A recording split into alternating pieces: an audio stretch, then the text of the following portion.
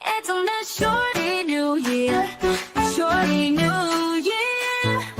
Come along to Camp Shorty. It's a Miss Shorty New Year, it's Shorty New Year. It's a Miss Shorty New Year, a Shorty New Year. Come along to Camp Shorty, we're so glad you're here. It's a Miss Shorty New Year, a Shorty New Year. It's a Miss Shorty New Year, a Shorty New Year. Come along to Camp Shorty, we're so glad you're here.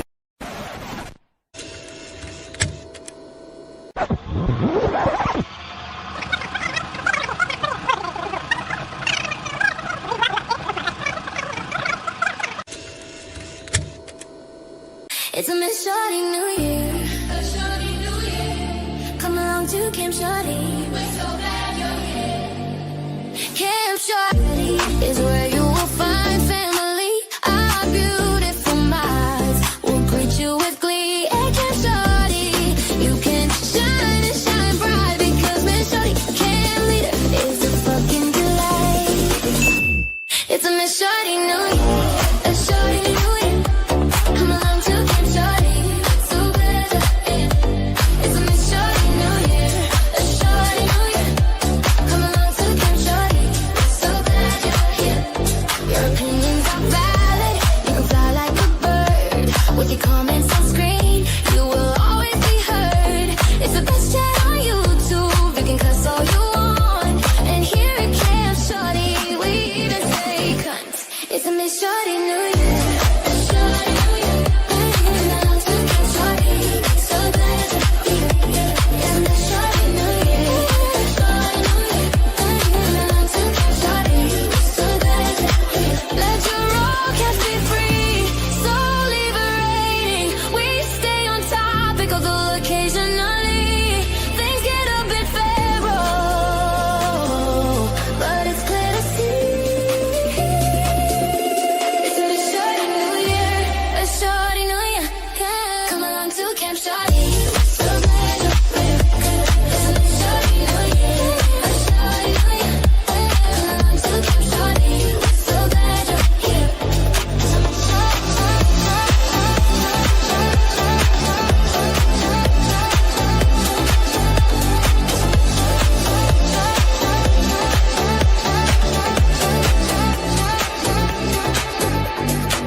Camp Shorty is where you will find family. Our beautiful minds will greet you with glee. At Camp Shorty, you can shine and shine bright because Miss Shorty Camp Leader is a fucking delight. Hi, shorties. Hello. Oh my God, I haven't got pig's ears.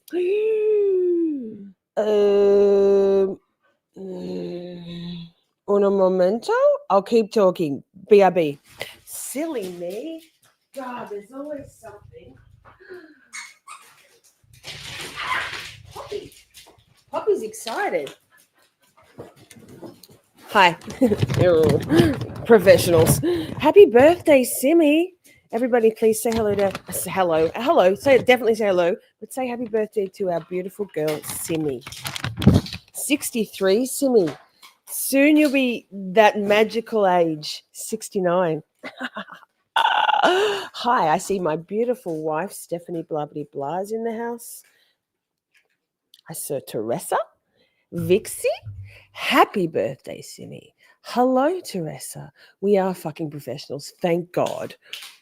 Pia. 17 months, Pia. Wow. I missed you last night. You have to watch the replay. Tartaria. And gee, we had a little bit of fuckery with the old StreamYard.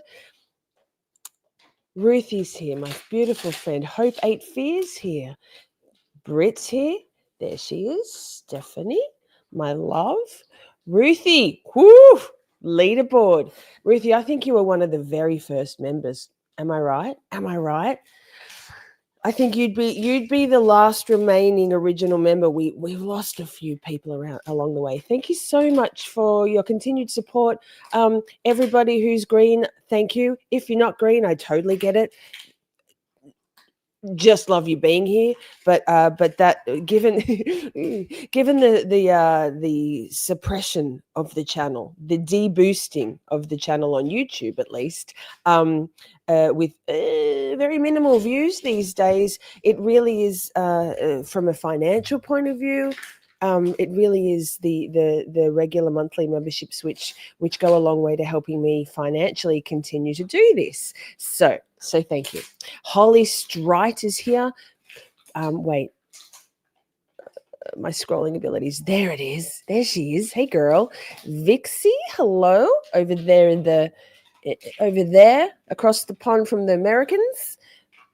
Butterfly. Hey, good to see you. Kenzie, also in the UK. Hey, girl, good to see you. Thank you all so much for being here, and thank you all for the birthday love to our beautiful girl, Simi. Now, few little housekeeping things, and then we'll get into it. We're streaming now on four platforms, simulcasting here on YouTube, which you all are here on YouTube, Rumble, Kick, and X, Twitter. My washing machine's on again, by the way, if you hear that rumbling in the background. Sorry, but sheet washing day, laundry day. Thank you. Simi will drop the the links into the chat there. Oh, lovely, Kenzie. I love that. Thank you so much. Kenzie's a bit of an OG too. Now, so I'm not sure whether YouTube will be okay. What's wrong, guys? Whether YouTube will be okay with what we're going to watch tonight. So we may get shut down on YouTube. The show will continue uninterrupted on those other three platforms. So if for some reason YouTube censorship decides that we can't talk about this, because I have a feeling, make sure you've got another one of or any or all of those other streaming platforms available so that you can keep watching with us, right? Yes. But replay crew high, assuming that the stream remains, and crunch, assuming the stream remains and remains unedited. Pammy, hi. Yes, love. I'd forgotten about these bad boys. And then last weekend I was like, what can I wear? And I'm like, oh wait, I've got Miss Shorty merch. Lol. So replay crew high. Assuming the stream remains on YouTube,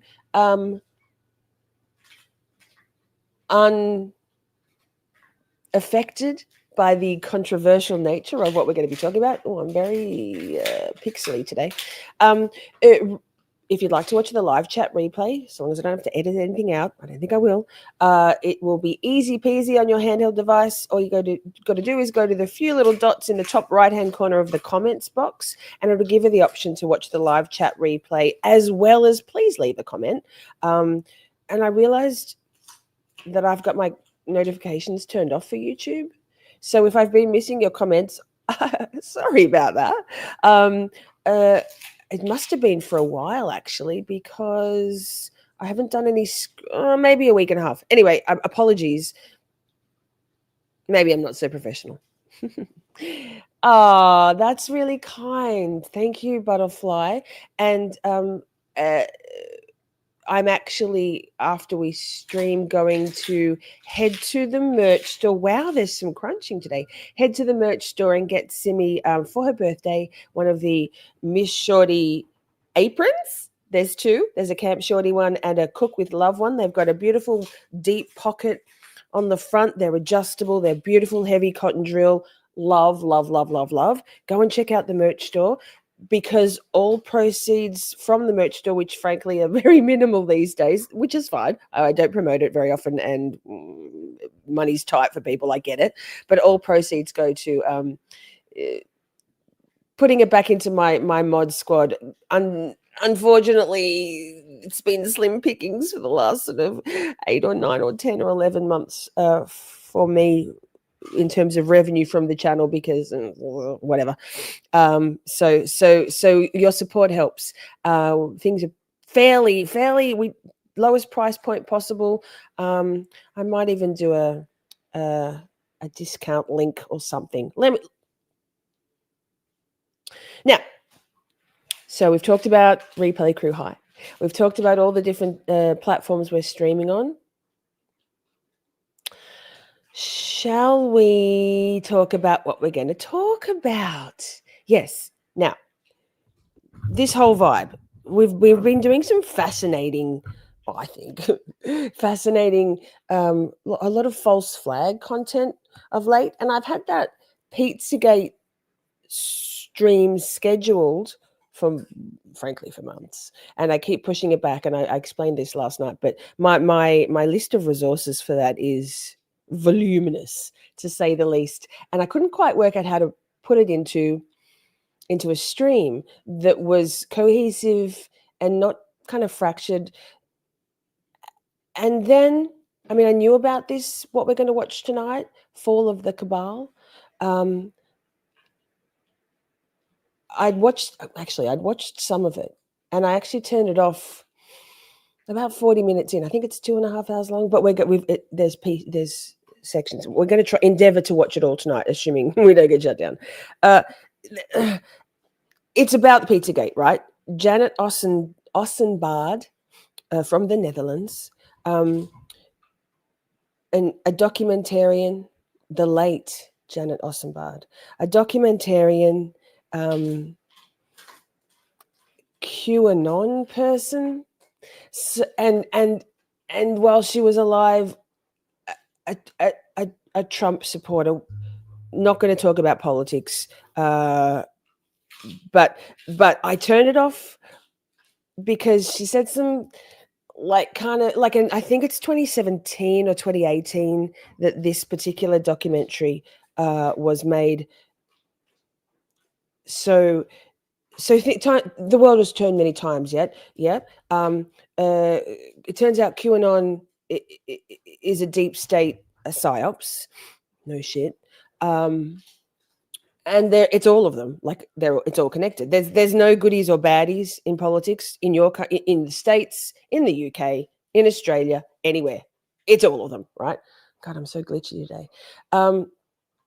So I did turn it off, and this was a few months ago that I'd watched some of this documentary. Then when the most recent document deluge from the Epstein files was released, I think it was 2 weeks and 1 day ago now, and it became horrifyingly apparent that Pizzagate is, in fact,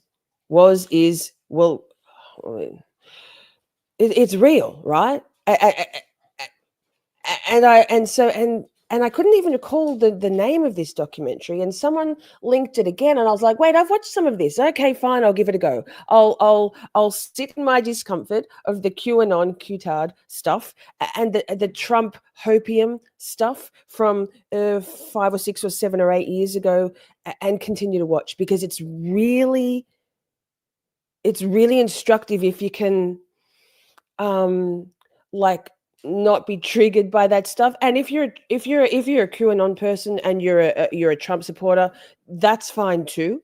I hopefully we can set all of that aside and watch together. So it's sort of like a beginner's guide. That's it, which is where some people are. We're all on a spectrum of our awakening to the capital T truth, the truth. Some people have been like Lainey, for example, you, Vixie. I've had inklings over the years, and I've been very receptive to all conspiracy theory stuff for a very long time. I've always had a lot of questions. I've always been very skeptical, but it's a very palatable, minus the QAnon stuff, a palatable. Sorry, I'll try to throw less shade. Could be worse. I could be throwing shade on androids, right?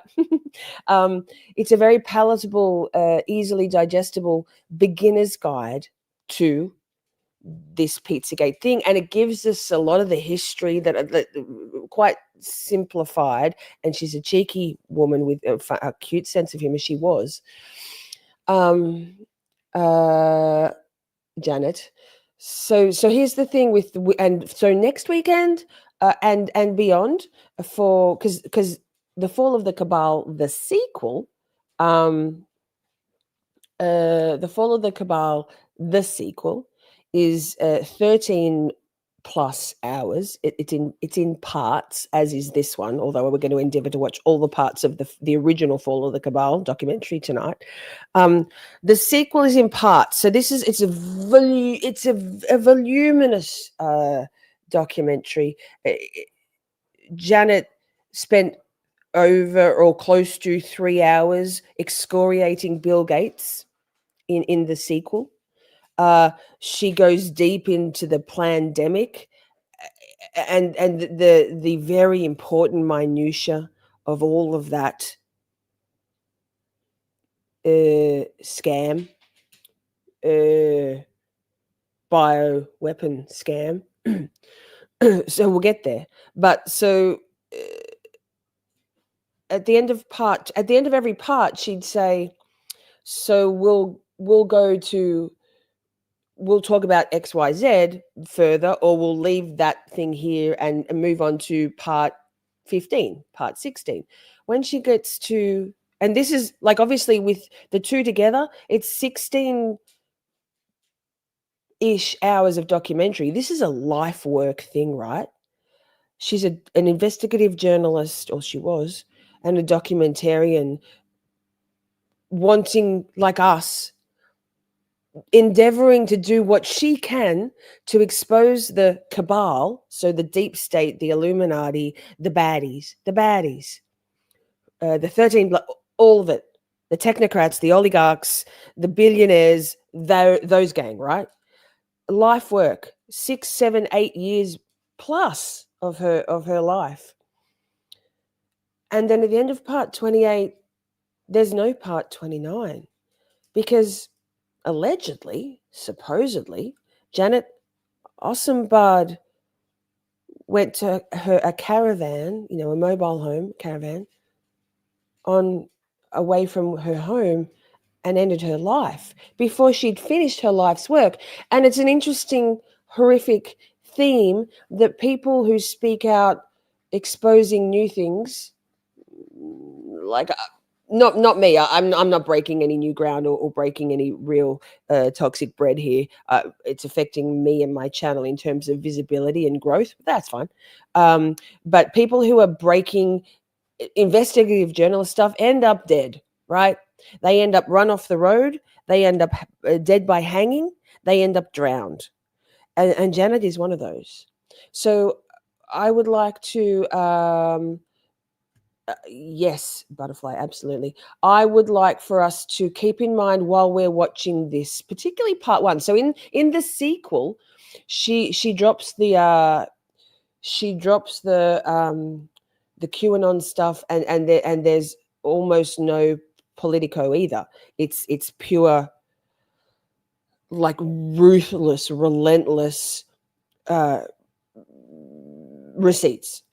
But in the first one, so if you're finding it a little cringy, like I was in the first part that we're going to watch tonight, keep in the back of your mind that this woman had an evolution, and back when people jumped on the Q thing back at the time, it's a 4chan thing, it's an Epstein thing, it's a psyop, but it was helpful. Controlled opposition helps get out certain aspects of the truth, capital T, and it's up to us to use our discernment and our critical thinking and delve a little deeper where we think we should, and not accept anything blindly, including QAnon or what our politicians say. Don't accept it, or the media. So if you find yourself going with some of the heavy QAnon stuff in this first one, just remember, trust me, bro, when I say that she does absolutely sort of in the sequel, she moves away from that,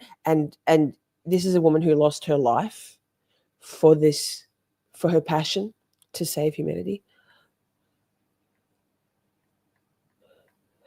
See you later, butterfly. Thank you. Sorry, I'm glad I caught that. Thank you for coming. Thank you for stopping by, for saying happy birthday to our Simmy, and definitely catch the replay. And we'll be here for a while. So not for maybe for a while tonight. Depends how little I can press pause and talk. Also, it's a commentary channel, so if you're going to catch the replay or if you're here coming in live, I don't talk over. I try really hard not to talk over whatever we're watching. So I will pause and flesh out things or give my 2 cents. If you don't like it, the Fall of the Cabal is linked in the description box down below on Rumble and YouTube. So you can find what we're watching without my commentary if you prefer. I'm like, rude, that's assault, but here we are. So without further ado, don't forget to hit the like. Make sure you are subscribed, because I can't believe that people would be unsubscribing. What? I mean, some people don't like the truth. Some people like to be comfortably numb and dumb, and that's fine. Some people don't like the feeling of having their eyes opened to the mass betrayal and lies that have been perpetrated and put on us for forever and ever. Amen. It's an uncomfortable feeling, but if you're okay with sitting in your discomfort and appreciating or coming to terms with the fact that it's all been a fucking lie, then we'll be okay. Let me just set this up a little bit. My washing machine is coming to an end. I'm apologies for that noise in the background, but it is what it is. So what am I doing? Oh, the weird thing how weird was that last night, Simi? Who else was here? Definitely Simi. Sorry, my brain. When we got to halfway-ish through part 2 of a 7-part series we were watching on Tartaria, StreamYard or Rumble or the Cabal, whoever, decided that no matter what I did, I could not continue to press play on that particular video. It was at the point in the documentary where it was talking about the most ancient of maps that you can find online that it covered Tartaria and stuff. And I simply, it just would not play. I could play other things, and we did play other things, but very interesting. There's some things they don't want us to talk about or to know. And Tartaria seems to be one of them. What are we doing here? How do we do this? Press play.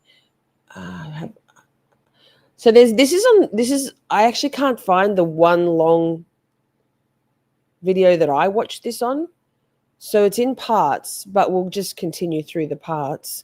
I'll see if I can keep finding, I'll keep looking, because this is on Rumble innumerable times. So if you want to watch it, you can find, wow, what am I doing? You can find this one or anyone. You just type in Fall of the Cabal. The sequel is more easy to find, but this is not the sequel yet. Oh, I haven't got my earbuds in. Wait. And it's probably muted. No, it's not. Okay. Let me read this. Pause. This documentary was made by the researcher and author Janet Ossenbaad from the Netherlands with the aid of countless Anons, so QAnon, across the world. It contains thousands of hours of research. Yes, I urge you to accept nothing as the truth. Correct. Please do your own research and double-check everything I present to you. This is the only way to truly wake up and become an independent thinker. Amen. Amen.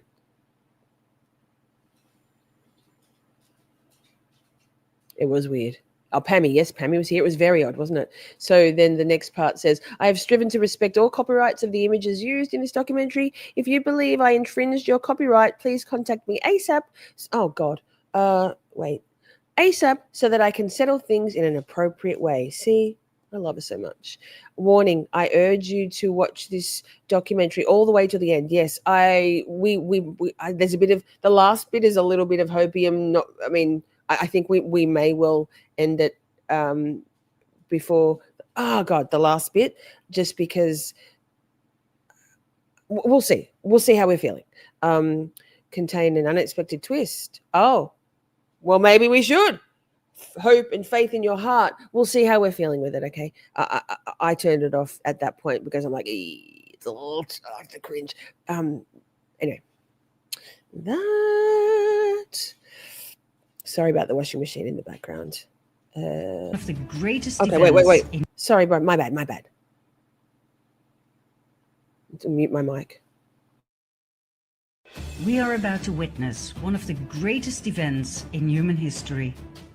The world as we know it is crumbling before our very eyes, and the majority of the world population is not aware of it. Power structures that have been in place for thousands of years are taken down as we speak. Soon we'll be shown evidence of an elite plan, so evil, so all-encompassing, Live that artist, people will be hi. shocked to Good the to see you. core. This documentary was made to help you deal with what's coming. Is it a good thing? Oh yes, it's the best thing that could possibly happen to us. Did I say hi, Hope? But in Hi, order Hope. to understand and process the quantum leap that we as humanity are about to take, you must understand the reality, the timeline, if you wish, that we as a species were placed in. And believe me, you don't have a clue just yet. The evil I mentioned has been working behind the scenes so intelligently, so brilliantly, that hardly anyone ever noticed a thing. What I'm going to do is first of all give you a short overview of things that made me go, things that made me decide to start digging for the truth. We'll take it from there, shall we? Are you ready? Join me on a journey down the rabbit hole. What a journey it is. Wow. Let's start with the recent forest fires, for instance in California. Did you know that these fires forgot to burn trees? That they were capable of cutting through houses?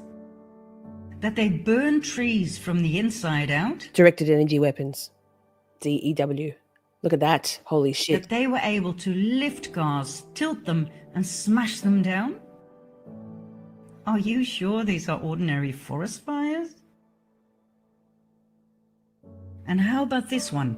We live in a world where mercury is considered highly toxic, but not when we inject it into children in absurd quantities.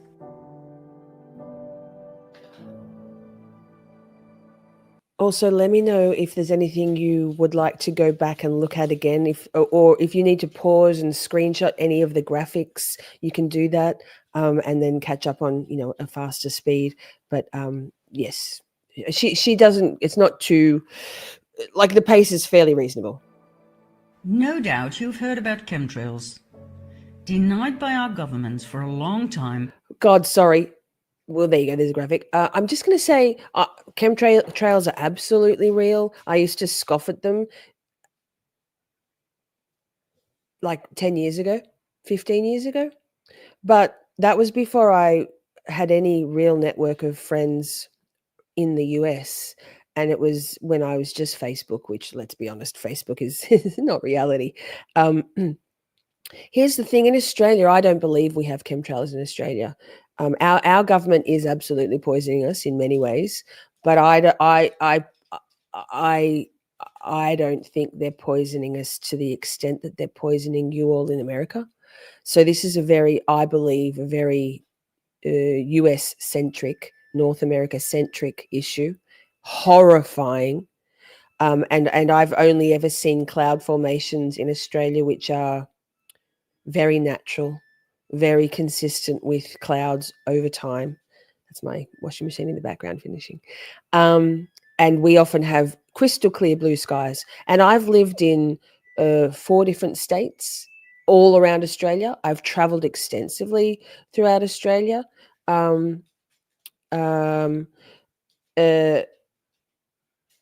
I've only ever seen, and I notice things, right? Yeah. The Rainmakers Act. Yeah, but we don't have, I believe that they do cloud seeding and stuff. Absolutely. I believe they affect the weather, but I don't think they drop chemtrails in Australia. I just don't. And I work outdoors. I have done for the last 5 years, 3.5 years. And yes, but we don't have that crisscrossing of blatant shit going on in our skies. That's all I'm saying. So obviously the Earth's atmosphere and we have many days of crystal clear blue, and even anyway, all that to say, obviously the Earth's atmosphere is contained within the ozone layer, and so whatever they're putting in your skies and dropping those particulate matters directly onto you guys in America, it's so obvious, right? It doesn't happen here. That's not to say, like, we're being poisoned in I mean, seed oils, vaccines, fluoride in the water. Don't even start me. I mean, we can start. Crisscrossing through COVID? Possibly. Well, yeah, I believe you. I was living in my car then, but I did spend most of all of my days in my storage unit. So and I some of the time I was also using meth then, so maybe I wasn't paying attention, but to me it's the blatant despicable nature of what they're doing in your skies in the US is not what we see here. So that, but recently acknowledged and referred to as geoengineering aerosols. They are sprayed into our atmosphere to protect us from global warming. The thing that makes me go, however, is the fact that we're sprayed with heavy metals, which are stored in our brains, where they have proven to cause Alzheimer and Parkinson's disease. And did you know that in many countries, among which my own Holland, we have to explicitly say no to organ donation, for if we don't, our organs will be property of the state as soon as we are declared brain dead? The last time it was arranged this way by law was during the Nazi occupation. Did you know that our current Pope is the first to state that hell does not exist, but the devil does? Isn't it weird that the Vatican's audience hall is full of references to reptilians, snakes, serpents?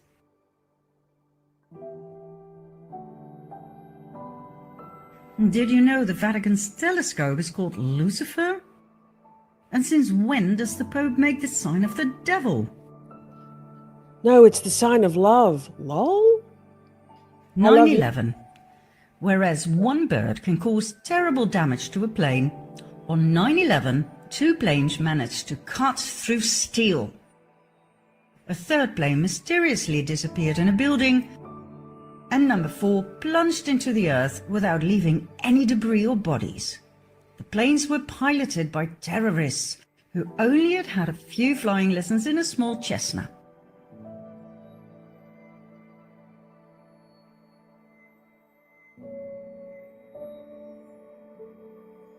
Then there are the horrid attacks on innocent people, in which the same victims can survive up to 3 different attacks.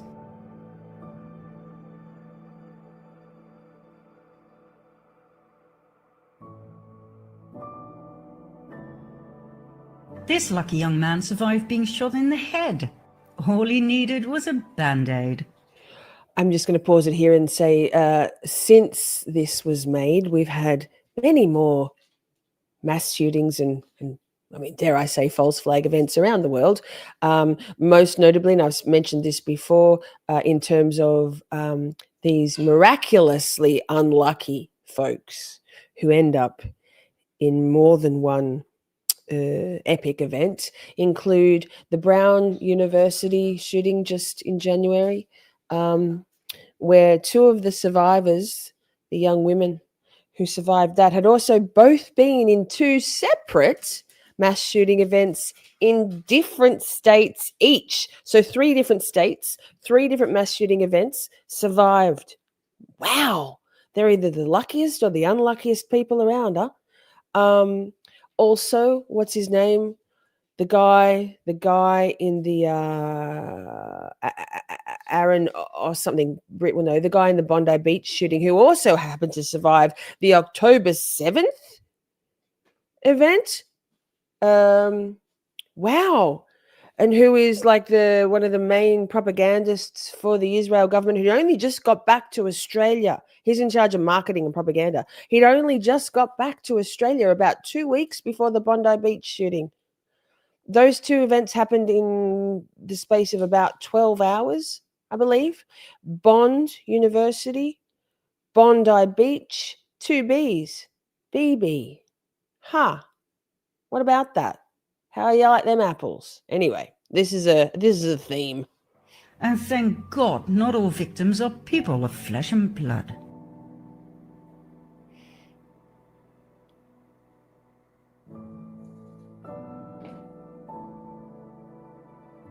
What do you think about this one?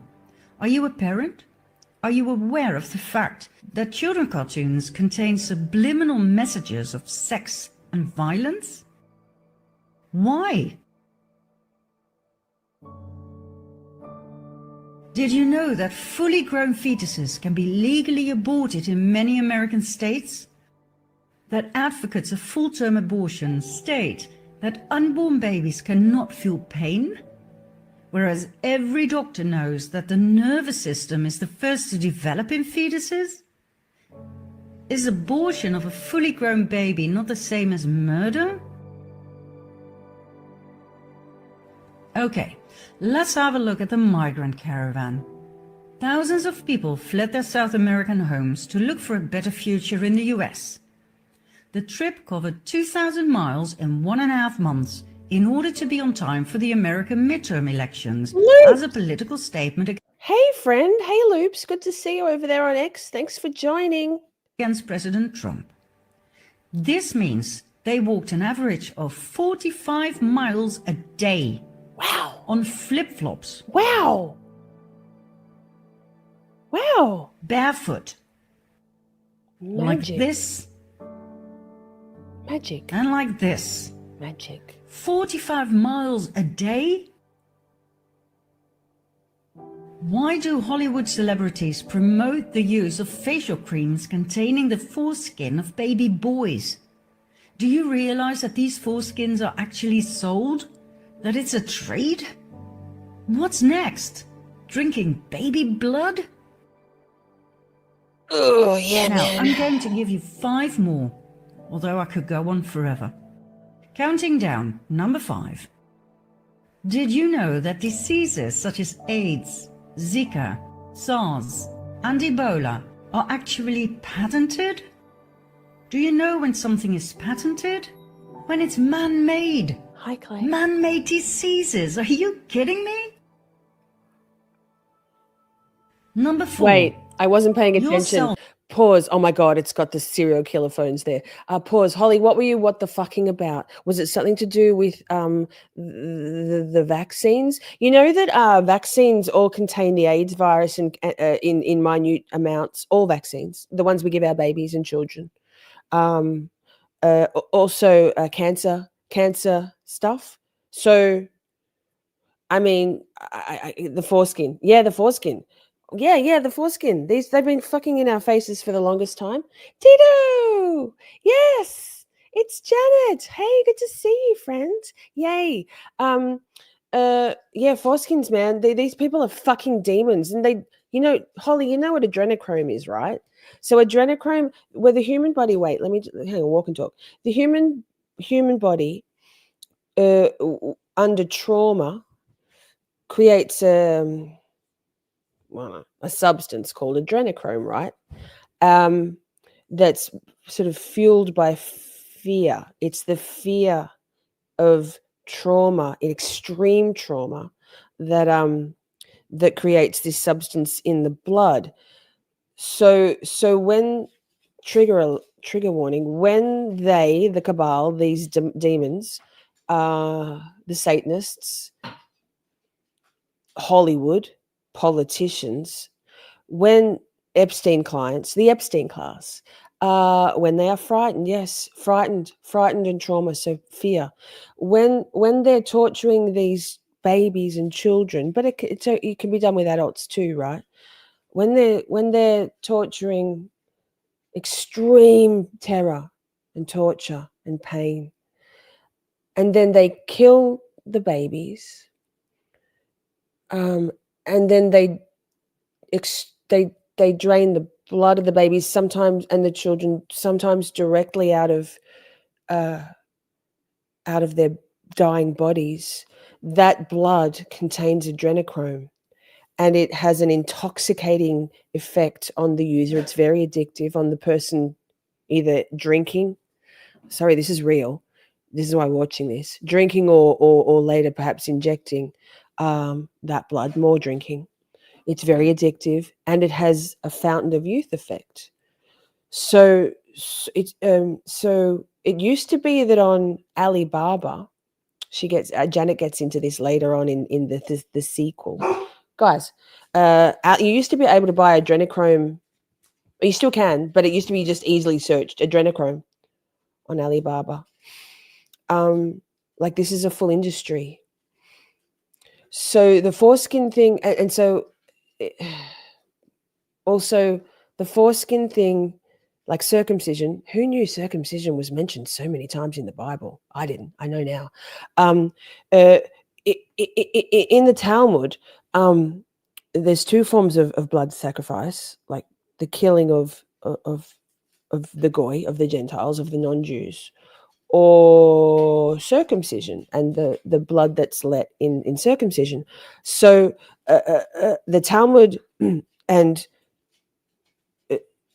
Judaism is actually a Kabbalistic, not all Jews, but it's a Kabbalistic religion, which means it's Satan worshipping. It's inverted of Christianity. And so something like, when we talked about the satanic ritual of 9/11, something like 9/11 or the genocide in Gaza. Thanks, Loops. Good to see you on here on YouTube. Thank you. I'm not going to be saying Zionist, because Zionists, it wasn't the Zionists who killed Jesus if Jesus existed. Anyway, that's more politically correct, but it's not accurate enough, because I know quite a lot, surprisingly. I know quite a lot about the Talmud and the Torah and the teachings of the Jewish religion these days. It's my thing. So all of the things that we see, the blood sacrifice that happens on a mass scale, whether it's mass shootings, whether it's Charlie Kirk, whether it's the babies and the children in human trafficking. 800,000 children go missing a year in America, and they're undocumented, not talked about in the media, because who owns the media? Those same people. So this is all very horrifyingly real. And the Epstein Files most recent document dump, which is incidentally only 2% of what's there. Anyway, all that to say, this is well, it's so intricate. It's not very simple at all. The world is run by Satanists. 13 bloodlines control it all. It's the Illuminati. The Jews and their thing is but one component of that. Also the Freemasons, the Jews is the Druids, the Jesuits, the families, the bloodlines. Like, it's huge, but it's all based on Satanism under the guise of religion. So, like, as in of Christianity and God, but I'm probably not making sense. It's massive. So we're watching this to try and get it into some little more easily understandable parts with visuals put together by Janet Ossenbaad in such a beautiful way. It's very confronting, but it's very real. So thank you for. I hope some of that made sense. In my brain, it all makes sense, and then it doesn't always come out right. So carry on. Phone, laptop, tablet, and your TV contain spyware that works 24/7, no matter whether your device is switched on or off. This means you are constantly being monitored. Each and every conversation, whether at home or at work, is recorded. Why? And by whom? Number 3. In 2018, Monsanto, known for its genetically modified seeds and crops, plus its poisonous weed killer Roundup, was bought by Bayer, a chemical giant that produces mostly poison. In other words, our food supply is now largely controlled by the producers of carcinogenic poison. Monsanto started off producing Agent Orange, a Bloody hell, I muted. Oh, where's Loops? Where's Loops? Loops, thanks for becoming a member. Cool emojis down there. In the little smiley face next to the chat bar, and I just remembered I've got memberships to give out too. I get 10 a month. Wow. So I'll hop on there and see whether I can drop some memberships into chat, although YouTube usually stooges us with giving them out to people who don't actually watch the channel. They just happen to be subscribed. So yay. Poppy, thanks, Tito. You know what? I do my best. It's the best I can do. Clay says, Monsanto ran the slave ship industry at one time. Yeah, man. This is all I do 24/7 is try to comprehend the absolute enormity of this. It's mind-boggling. very powerful Daily. and highly toxic chemical used during the Vietnam War to eliminate forest cover and to destroy crops. But it turned out to do just a little bit more than that, causing horrific birth deformities and various types of cancer. According to experts, the fusion of Monsanto and Bayer was the perfect match made in hell. Number 2. In 2018, Hillary Clinton admitted that she deleted 33,000 emails from a private server used as Secretary of State. Not only that, she used a hammer to smash her cell phones, SIM cards and hard drives. Any further evidence that could have been used against her in a court of law was destroyed by fire that conveniently started in the office of a mansion. Did she actually get away with that? And last but not least, number 1. President Obama received the 2009 Nobel Peace Prize only months after his inauguration. Why, for God's sake? He came from nowhere and had achieved nothing at the time. In the following 8 years, he invaded 7 countries and dropped a bomb every 20 minutes. So Who on pause. So remember I told you in the intro that Janet was very much a Trump supporter. Just know that it's all of them. It's all of them. Fun fact, I was actually in the States in San Francisco, and then I went to Disneyland. Oh my God, I went to Disneyland. Don't go to Disneyland. It's a programming center and a trafficking center. Anyway, whatever. Fuck. Don't watch. Anyway, I'll stay on track. At the time, this was before I really understood. I didn't know any of this. I was just so proud and happy for America. I loved Obama. I thought he was great. I thought he was great. I didn't really know anything about politics. I loved his charisma. He's a mind control slave. Obama's they're all compromised. They all have handlers, Jewish Mossad, Jewish handlers, Israeli. They're all the younger Bush, whichever, is it George W? I never remember. The most recent Bush, George Bush, was forced to partake in the child hunting things along with other children, but because he was a chosen one, he survived. So, all from the same bird, yes. Oh, Loops, I just couldn't do it. I don't do well in group chats. I find them very overwhelming, but thank you. You're very kind. You're very sweet. Thank you, sir. Anyway, so Obama, just understand that while I don't think really anybody here in this chat right now and probably watching in the replay either believes in politicians, or the binary left-right psyops anymore, if ever we did. It's all of them. That's the two wings on the one bird flying towards Israel. And that's in Australia too. That's in the UK. This is the global Israel project. This is Jewish supremacy as the front man of this. But remember what I said just before about it being deeper than that, more sinister, even more sinister than Israel, the Greater Israel Project and stuff. It's those 13 bloodlines. It's the Freemasons. It's the Illuminati. It is. So they're all controlled. It's all of them. It's all of them. So carry on. So Earth was on that Nobel committee. Fixie. The Oh, world wait. is not what you think. No, it's not. And guess what all of these things have in common? They were completely ignored by the mainstream media. Not one news channel covered or questioned any of it.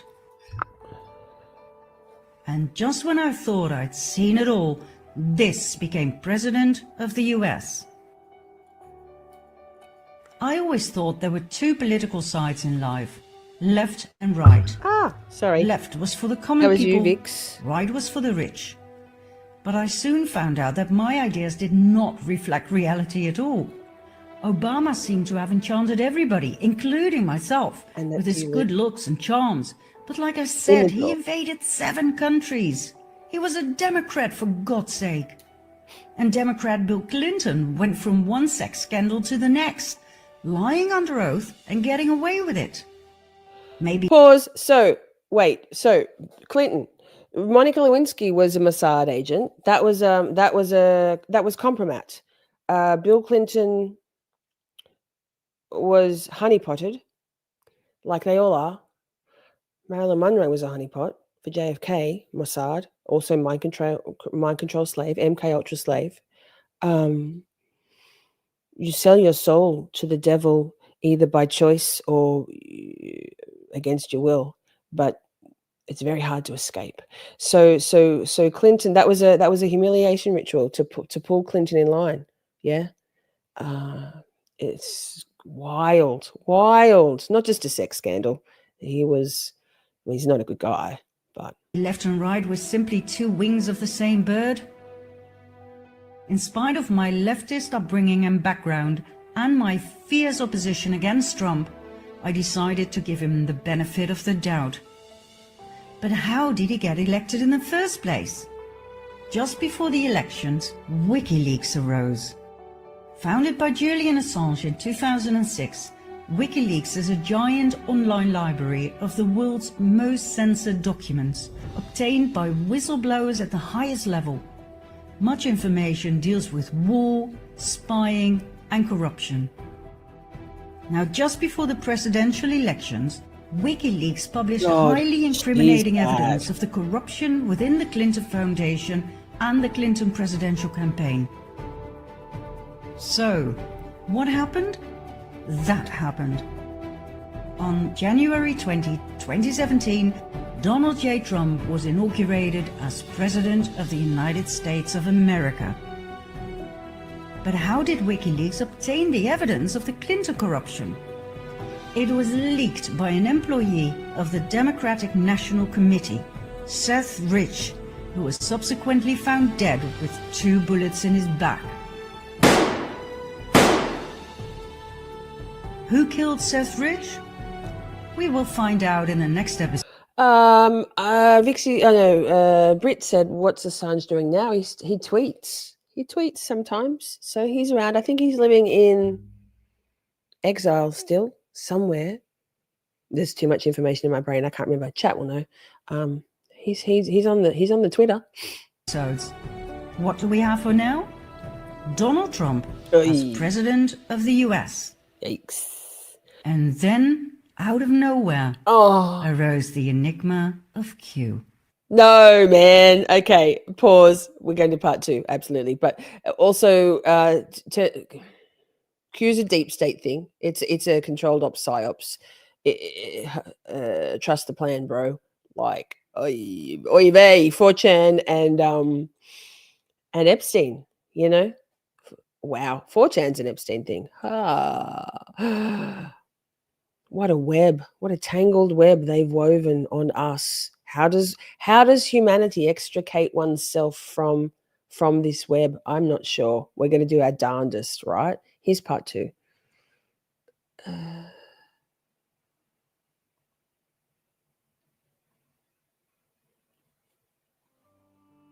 On October 28, 2017, a mysterious post was placed on 4chan, an anonymous internet bulletin.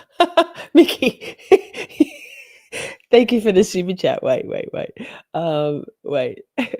Hi, Shorty. My ex is locked. Apparently, replying to Senator Tom Cotton, I hope you all hang, while he propagandas for war is frowned upon. Wow, man. That's weird. That's suspicious. You know what? My alt account, right, Loops? My alt account that I created just in case I get my proper account, my main account on Twitter gets booted. I've never posted. I don't go in there. They nuked it because my handle was Shorty Vey, and it was at Miss Shorty Goy. So fuck, they nuked it. Come on now. Can't I have a bit of fun? We're all suppressed on Twitter. We are. Mickey, I'll put you in the draw. Also, Loops, I didn't mention new memberships, gifted memberships, super chats, super stickers, buy me coffees, PayPal and Cash App all go into the yes, it is. It's C Loop. Yes, it's Loops. All go into the draw for a Miss Shorty merch T-shirt or cap or mug or tumbler. We draw them every once in a while. So thank you so much, Mickey, for that. I appreciate you very much. Let's carry on. On board. Oh, also I've done a whole. I mean, it was kind of niche, but I have done a whole live stream on 4chan about a year ago, a bit more. It was relevant to the smear campaign that I was being, and still a little bit, I don't care, whatever, say whatever, was being subjected to. But we have gone into 4chan a bit. If I knew then what I know now, it would be an even more comprehensive. I wasn't really familiar with it. But anyway, It contained nothing but codes. This was the beginning of a new phenomenon.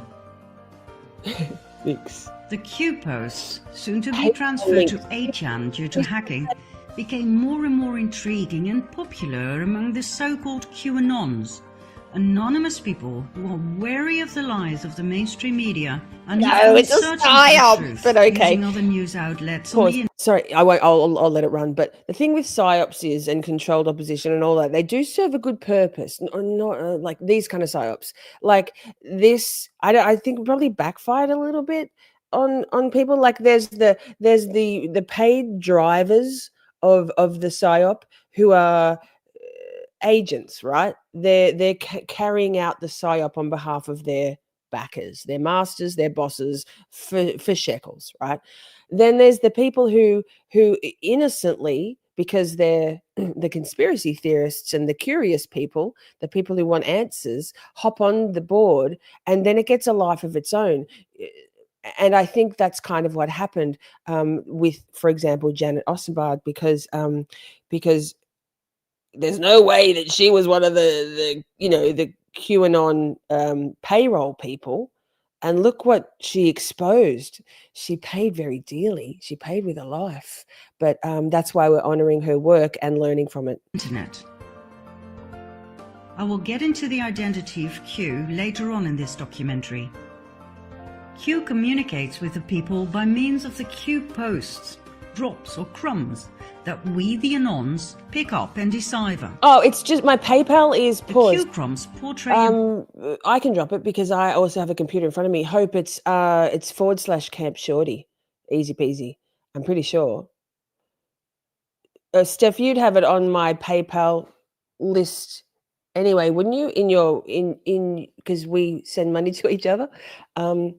So when Cash App, because I don't have Cash App in Australia, we don't have Cash App here. So when anyone Cash Apps, Steph sends it straight to me through PayPal. Better world, without wars, treason and corruption. A world after the Great Awakening. Please, go for it. I'd love that. Q uses words and short sentences that keep coming back. Trust the plan, bro. What plan? 5D chess.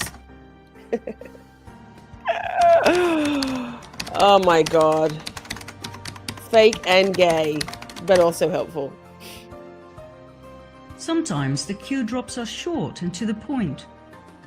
Initials are used instead of full names. Sometimes they contain a lot of information. And sometimes combinations of letters and numbers are used for us to rearrange. The Q clock was introduced, God. and it took us quite some time to figure out how to read it. Yeah. And then there was the Q map, containing That's a an good map. incredible amount of vital got that information. The map was made by Dylan Lewis Monroe. It contains an overview of the true history of mankind and its covert power structures. Deep state, bro. Q Trump is not the a deep cult, state. as suggested by opponents. After all, it tells us not what to think or what to do.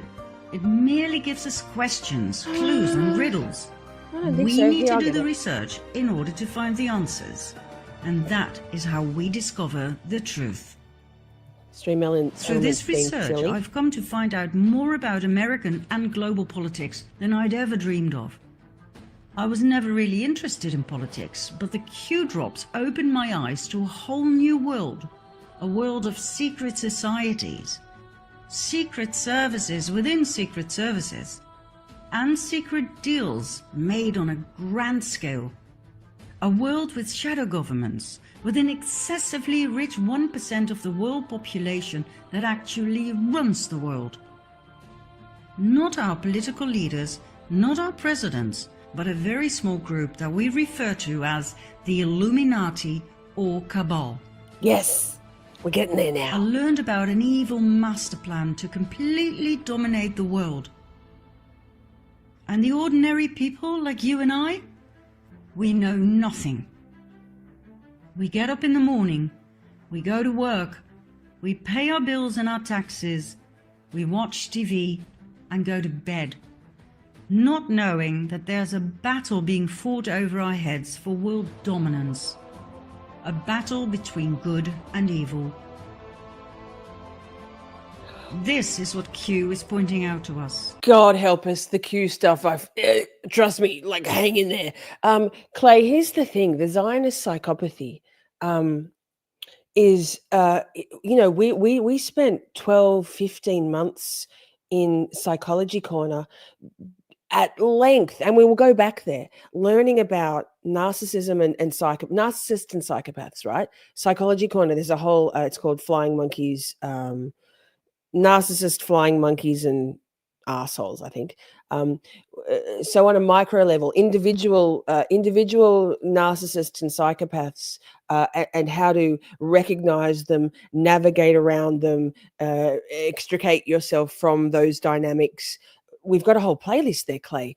So that's a micro level, an individual level, and then you can also use that understanding and transfer it onto a macro level, and the Zionist ethos, or the global Jewish supremacy, the Greater Israel Project, very much falls in line with psychopathy. And actually, a third of IDF soldiers have documented mental health issues, and that's just the ones that, like, these psychopaths know what the fuck they're doing, and it's inbred, it's bred in, it's part of their DNA. And it sounds like a shitty thing to say, but other things are bred into our DNA, like, generally black men are very good with their fast twitch muscles to play basketball, and things that mean you need to be agile, whereas shorter, stocky, like Anglo-Saxons are better with football, rugby. So if certain characteristics can be, not always, but attributed to certain physical characteristics, physiological abilities can be attributed to certain sets of DNA, then it stands to reason that so too can psychological characteristics. And these people, the Jewish people, it's handed down through the matriarchy, through the maternal bloodline. Officially, you're not really considered to be Jewish unless your mother was Jewish, although you can convert, obviously. And there, but so it's they have a supremacist attitude towards their gene pool and their plans. So that has led to the very secular, right? That has led to a concentration of the physiological attributes to that particular set of people, which is psychopathic. It just is. So yeah, good point. Mr. Denny Bacon, hi, good to see you. Thanks for joining. Anyway, back to the But we, the Anons, have to do the research. And we do. We do. Like nerds, like an army of digital autists, we connect the dots.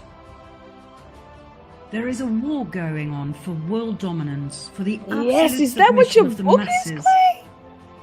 How is this achieved? By the constant waging of war, by the introduction of the Federal Reserve Bank and central banks, Respect, Clay. by trafficking drugs, oil, and people. The only two American presidents who tried to break down the power of the elite, beginning with the banks by printing their own interest-free, debt-free money, thus bypassing the Federal Reserve System, were Abraham Lincoln and John F. Kennedy. What else did they have in common? They got murdered. Was that you, Hope, on PayPal? Thank you so much if it was. You're in the draw. Now, why are the Confirm in banks so chat. important? Thank you so much. That's so helpful. What exactly is the Federal Reserve and its central banks? The Federal Reserve is the central bank system of the US. And in spite of the very misleading word federal, the Federal Reserve and all central banks around the world are privately owned. They are... Reminder, the Federal Bank, Federal Reserve, and income tax in your country was introduced in 1913. The Titanic sunk not long before that. It wasn't even the Titanic, it was a different boat. And on that boat were the three main dissenters, the people who weren't keen to go with the Federal Reserve Bank. They whoopsies. So take the people out that are pushing back on these Kabbalistic plans, right? And then World War II happened, the industrial war complex, big business in war. World War II started, the year after? 1914? Also, there was some stuff with JFK. There was a lot of reasons why JFK was assassinated by Israel, by Mossad and the CIA. It's the same. Cuba, Vietnam. But also he was pushing back on the Federal Reserve stuff. So this is an intricate web, but it's these people, the Rothschilds, the Rockefellers, the Kennedys, the Onassis, the Lees, I'm forgetting some of them, the names. We looked through it yesterday. There's 13 bloodlines, and they're all the Illuminati, the secret societies. They've been planning this shit for, actually millennia or whatever. This goes back in time. Anyway, that just stick a pin in it. It's all connected. Not government institutions. They are owned by some of the most wealthy and influential families in the world, two of which are close to the top of the power pyramid, the Rothschilds and the Rockefellers. Sorry to pause again. I'll leave it run. Britt, were you there? Were you there last night for our Tartaria thing? Sorry, my brain. If you weren't, you have to watch it. It was so good. It's on YouTube. We didn't get shut down last night, did we? I think it's there. Actually, I could even monetize it. I got an orange $sign, so obviously it's not fit for general public consumption apparently. But we talked about Tesla. The Federal Reserve was set up in 1913 after quite a bit of opposition from the US government and some very wealthy people, such as Benjamin Guggenheim, from a very influential mining family, Isidor Straus, head of Macy's department stores and politician, and John Jacob Astor, businessman, inventor, and probably one of the wealthiest men at that time. The wealth of these three men in those days was approximately $500 million, which today would amount to something like 11 billion. These men were so rich they could not be bought, not by any bank. What else did they have in common? Apart from money, power, and opposing the creation of the US Federal Reserve? They all died on April 15, 1912, when the ship they traveled on hit an iceberg and disappeared in the cold ocean. Coincidence? Let's just say the Titanic disaster was highly convenient. The rest of the opposition was easily cornered. US Congress was bypassed. The Fed was created illegally, unconstitutionally. Something not many people are. Pause. I'm going to go back. Our Tartaria show last night, and oh my goodness, I've been compiling already so many images for our next Tartaria live stream. Wild. Okay. Just folks in New America built that. You know, not old world buildings. No. Easily cornered. US Congress was bypassed. The Fed was created illegally, unconstitutionally, something not many people are aware of. Let's have a look at the visible top of the power pyramid. There we have the Rothschild family. In short, this family owns most of the world. They own each and every central bank. They own the Federal Reserve. They control the International Monetary Fund. They control the World Health Organization. They financed both parties of every war since the war against Napoleon. Every revolution, these motherfuckers, these slimy, sinister Satanists, these secret societies. Wow, that's a lot of S's for someone with a lisp. They thrive. This. Remember what I was talking about at the beginning when Holly asked about the foreskins and the facial creams. So, and I explained about adrenochrome and blood ritual and blood ritual sacrifice, and by funding these wars, arming both sides, perpetuates and ensures that blood will fall in war, which serves the satanic purpose of blood sacrifice and the energy that gives them. Horrifying. Financed the Bolshevik Revolution. Among other things. They financed Hitler and the Nazis. They financed the production of IBM's punching machines for an efficient prosecution of the Jews by the Nazis. And they had equities in Exxon and IG. Also, Hitler was a Rockefeller, just saying. Carbon, the dealers of Zyklon B gas for the Nazi gas chambers. The estimated net worth of the Rothschild family is $500 billion. When you have that much money and power, you can poke the chest of the Crown Prince of Great Britain like he's your bitch. And when you oppose their power and try to stop them from taking over your banking system by setting up a central bank in your country that loans money to you at insane interest rates that you can never pay back, so that your country becomes the eternal slave to the Rothschild banking system, as happened to every country around the world, you are either ousted or killed. Your country... I was going to say something and then I forgot. It'll come to me as soon as I press play again. It was relevant. No. It will be invaded and blown to smithereens in the name of democracy, supported by the mainstream media that portrays you as a dictator. The same... Oh, I know. It was about the central bank.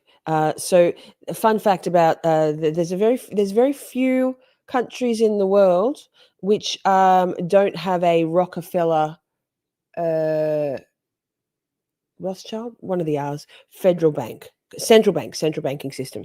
They're not connected. What are those countries? Libya? Well, no, they're good now. Overthrown. Syria, I think, overthrown. Venezuela, overthrown. Iran, are you sensing a pattern now? There's a pattern here, right?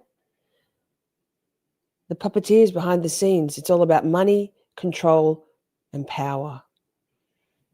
And for the Jews, who are, remember I said they're a subset of that Illuminati thing, that suits their end goal of bringing in a man, a human man, a man on this earth, Messiah, to rule the world.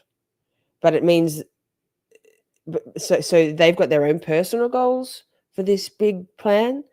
The Illuminati's goals are slightly different, but it's all based in Satanism, right? Applies to those who refuse to accept the almighty. So the thing with Satanists is that they want to live, they don't believe in heaven. They believe in Satan. They don't believe in an afterlife, and they don't believe in striving for a better afterlife in heaven.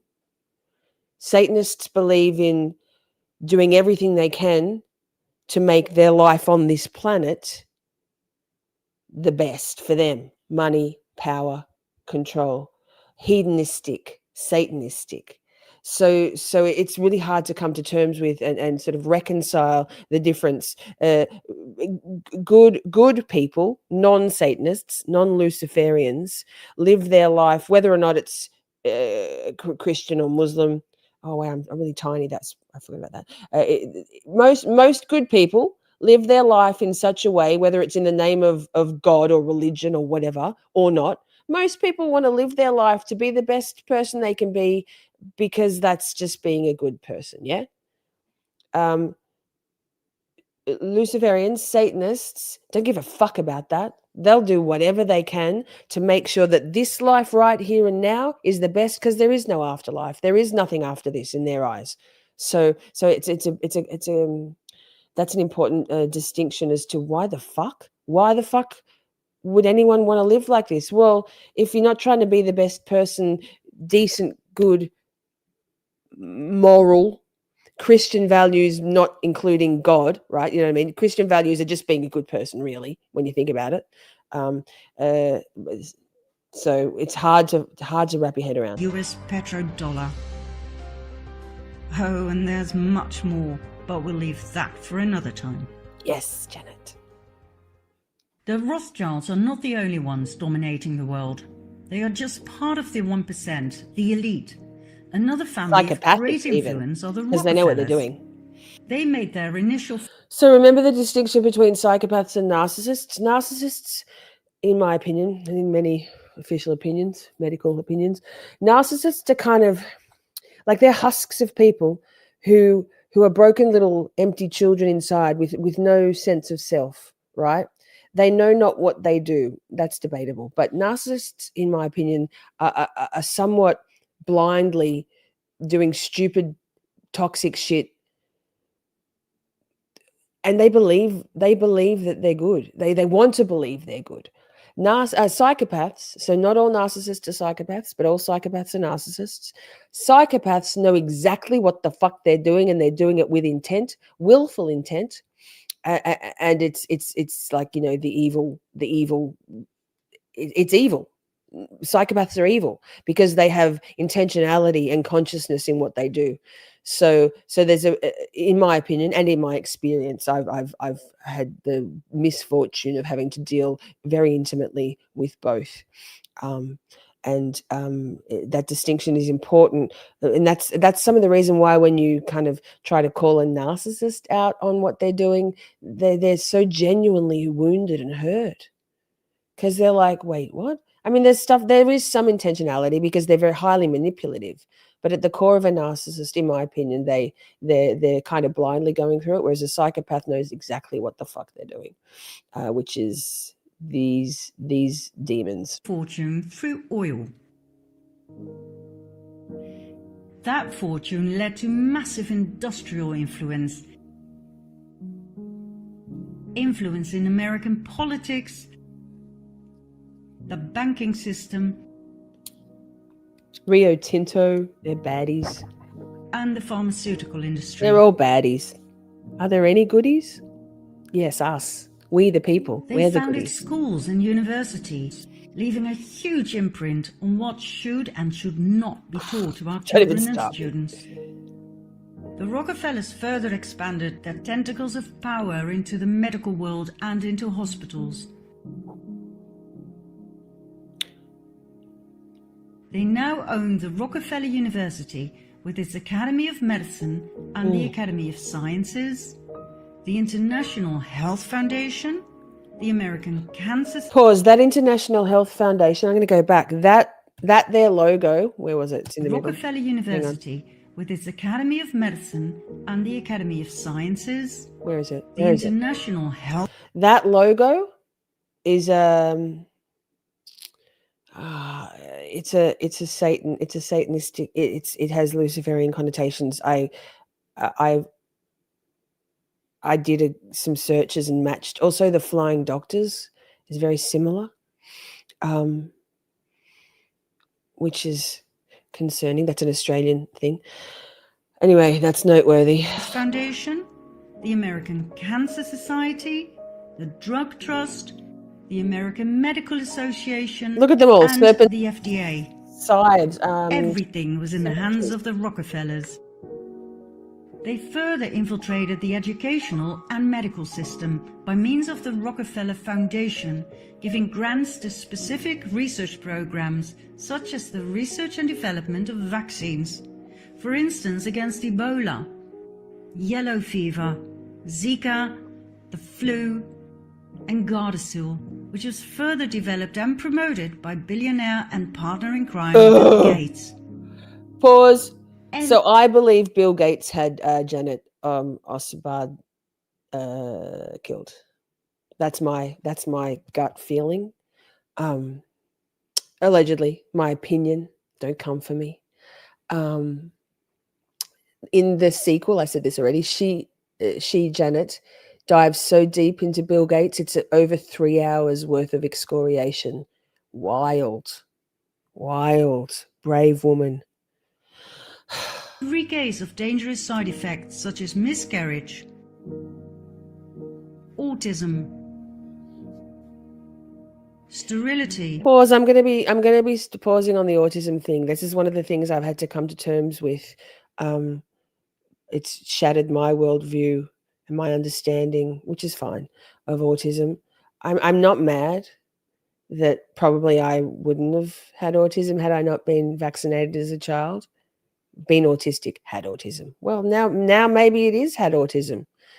I love who I am, and I'm proud of the way my brain works in all of its flawed glory. But wow. Wow. Don't vaccinate your kids. Don't try to dissuade your grandchildren, your children from vaccinating their children. Please, please. I've gone hardline radical hippie. Seizures, paralysis,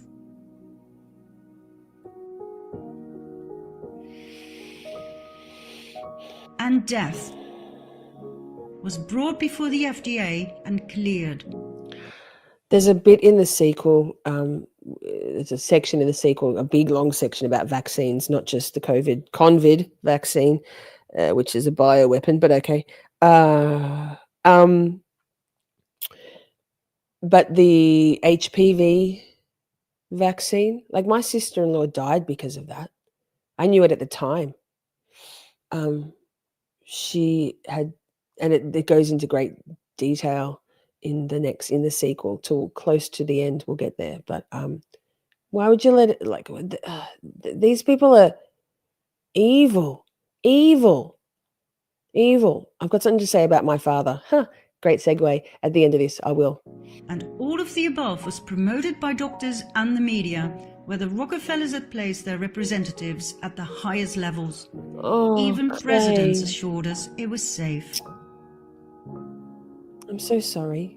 All use of alternative healing was demonized and prohibited, while the treatment with drugs and the drug dependency were pushed down the political agenda. The Rockefellers were also responsible for adding the toxic chemical waste product fluoride to our water and toothpaste. Please get yourself a reverse osmosis water filter. Please don't drink tap water and don't drink bottled water. It's full of microplastics. They're trying to kill us any way they can, right? On Amazon, also bad, but if you can find one in IRL from a mom and pop store, good. But Amazon, they have reverse osmosis water filters that are very expensive, $500, $600, $700, $800. Not in my price bracket, trust me. But I found one for about $130. It's countertop. You don't need to have any sort of under sink stuff, and it takes out everything, including the fluoride from your water, and then it leaves you with a not very helpful, completely empty water that doesn't hydrate you properly. So you add back in. I just put in some drops of apple cider vinegar, delicious. I'm addicted to it, and a little bit of ground Himalayan rock salt, pink Himalayan rock salt in, and it's no fluoride. You know what fluoride does, right? She's probably going to tell us. It's been a while since I watched this, but fluoride calcifies the pineal gland, right? And I know a lot of you know about this, but just in case you don't understand, feel free to pull on these threads that I'm exposing for you and do more research. Yeah. Fluoride's bad, and they don't want us to be able to make connections. Remember last night in the Tartaria episode, I spoke about how etymology used to be taught in schools, so the origin of words and language, and they don't anymore because they don't want us to make the connections. By putting fluoride in the water and in our toothpaste and everywhere, they help calcify that pineal gland in your brain, which is your third eye. It's your intuition. It's your brain fog, right? Horrifying. These people, fuck. Knowledge is power. And We are as gaining usual, knowledge. the media spread lies about its healing qualities. Pause. Amber, our beautiful law nerd Amber, she hasn't been around in a long time since my birthday, but she said something about, I don't know, bottled water or something water. And I'm like, this was in the last 12 months. So these are new revelations for me. I was like, oh, make sure you drink some tap water. You must have fluoride for your teeth. The indoctrination. The propaganda. Anyway, you can't unnotice once you notice, can you? No doctor or dentist ever tested its efficacy. They simply told their patients what they'd been taught at the Rockefeller institutions. Yet another field of interest was the genetic manipulation of crops. The Rockefellers own millions of shares of Monsanto stock, as does their partner Bill Gates. Their mutual interest in eugenics, which aims at improving the genetic quality of the human population, will come as no surprise. Back in Nazi Germany, the Rockefellers financed the horrific eugenics experiments performed on Jewish people, trying to create a superior master race. I'm going to push back on that. There's some takes that Janet has in this, all of this, which I'm surprised about, and I'm going to go there. Okay, I'm going to go there. So if everything we've been told is a lie, right? Sorry, I'm very shy. Let me blot. If everything we've been told is a lie, and we're establishing that pretty firmly now, like the receipts are mounting up, right? I'm sort of mid. I had to stop because the format I was reading it in, listening to it in, was not very user friendly. So I'm trying to source a better version. But I'm in the process of reading Mein Kampf, right? Hitler's book.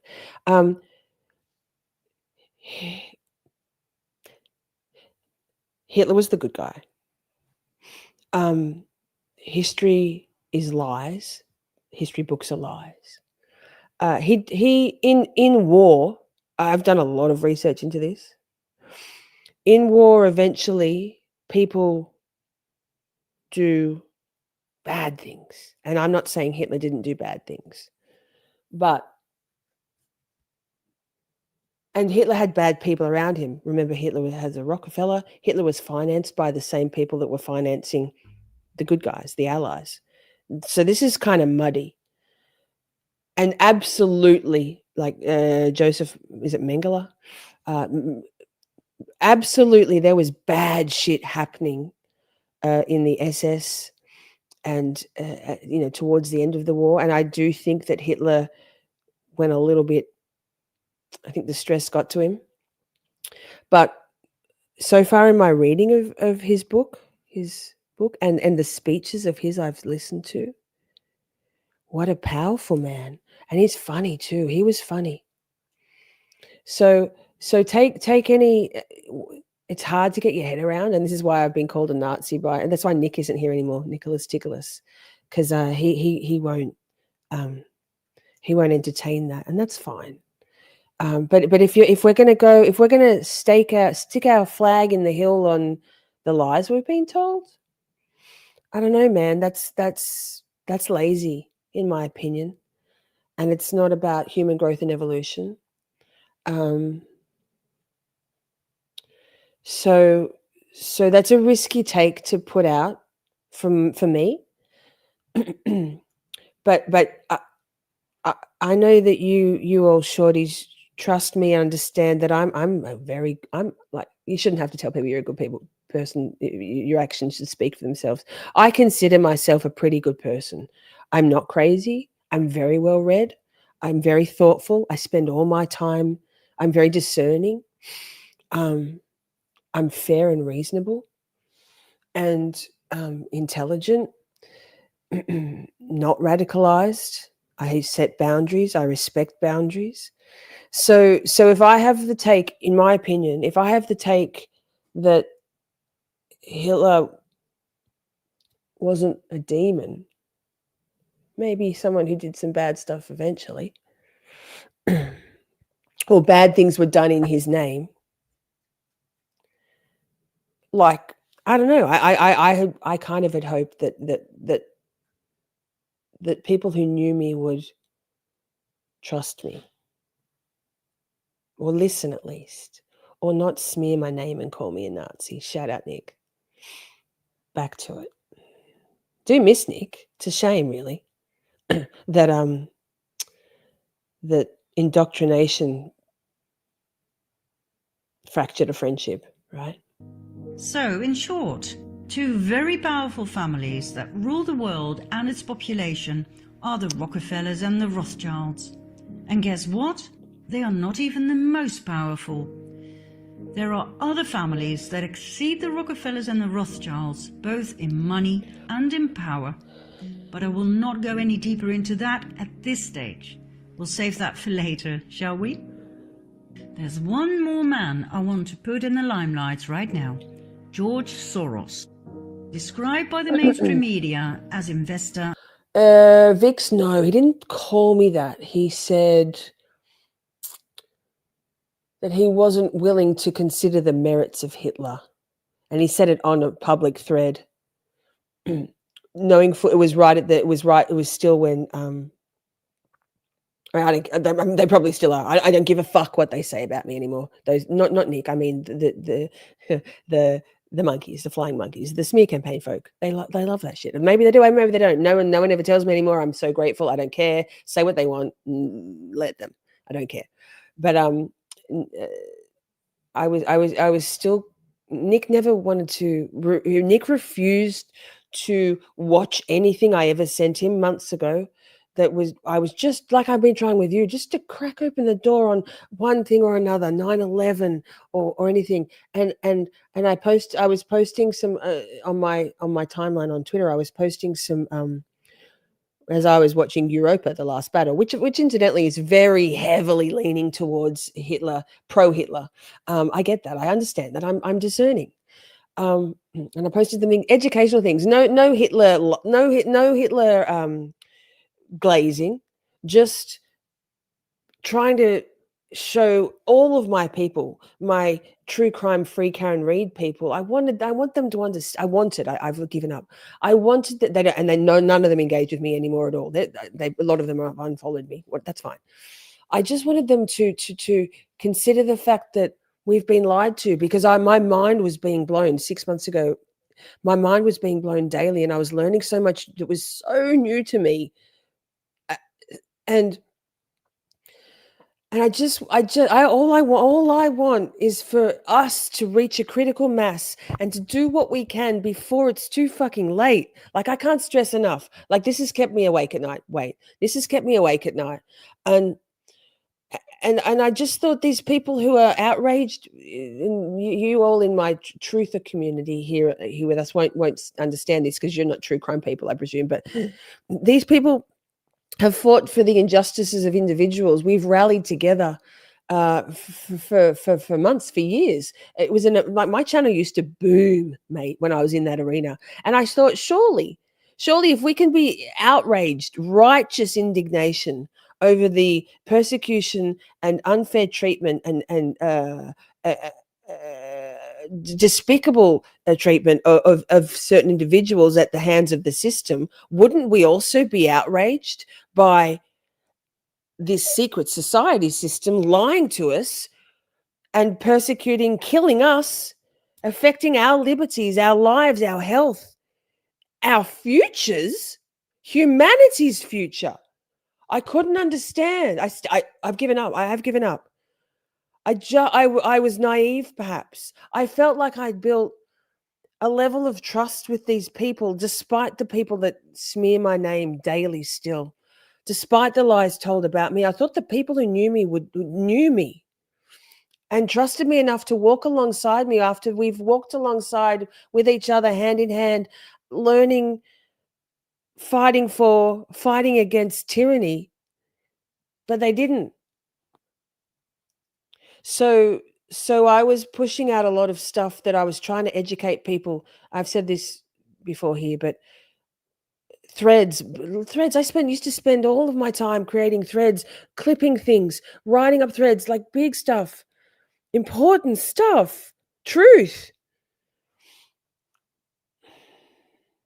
They didn't. So I've you all here still now. You get it, but then people who don't want to get it, I can't. And I thought that I know it's important. I thought that my Twitter account would just tank. Thank you. Hi, Nina. I thought I know you do, Holly, but you pushed back a little bit, but you're one of the few, and that's because our friendship is strong, and you're a good fucking person. And you've been going through a lot too. But I thought my Twitter would tank, right? I'm like, this is risky, but I don't give a fuck.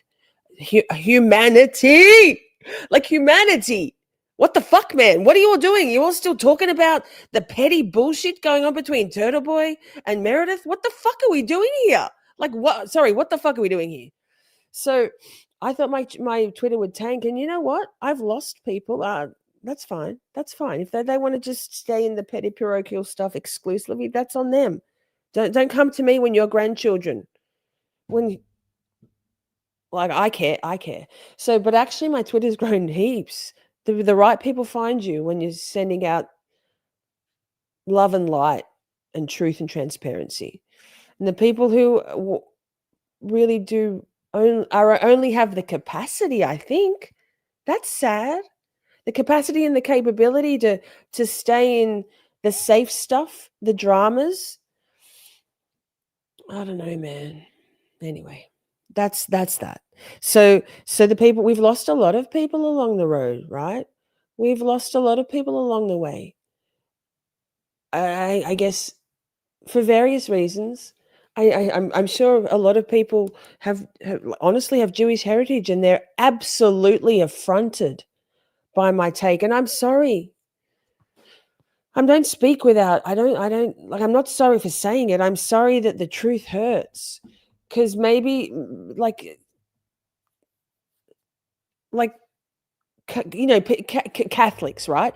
Catholics, most Catholics, in reasonable, honest Catholics can say, holy fuck, the shit that my Catholic Church has done to people.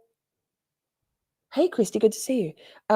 The things that my Catholic Church have done to people, to children, to humanity, continue to do. Call that shit out, right?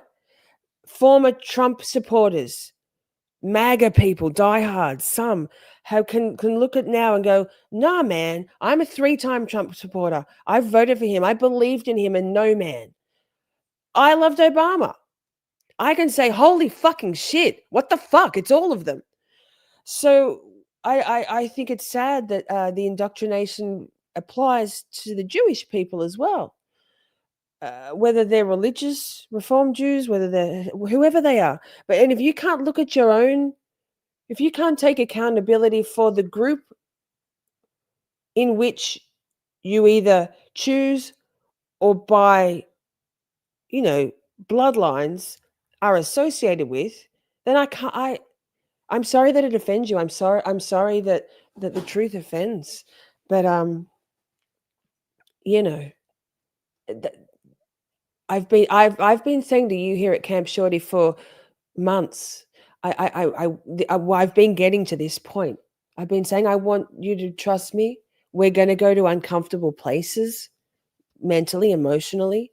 It's going to challenge a lot for a lot of you. Me.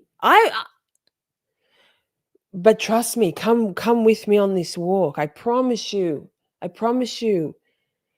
I'm the same me as I always was. I just know more now. So, thanks, Vix. All right. Thanks for coming to my TED Talk. Sorry, it had to be said. And I appreciate you all so much.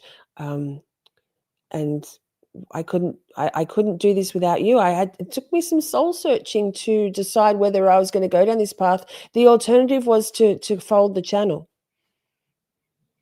My baby, my passion project, because I couldn't continue on the path that I was on. It's not important anymore. I'm sorry. To me, it's not important. There's plenty of true crime channels. There's plenty of trial watching channels.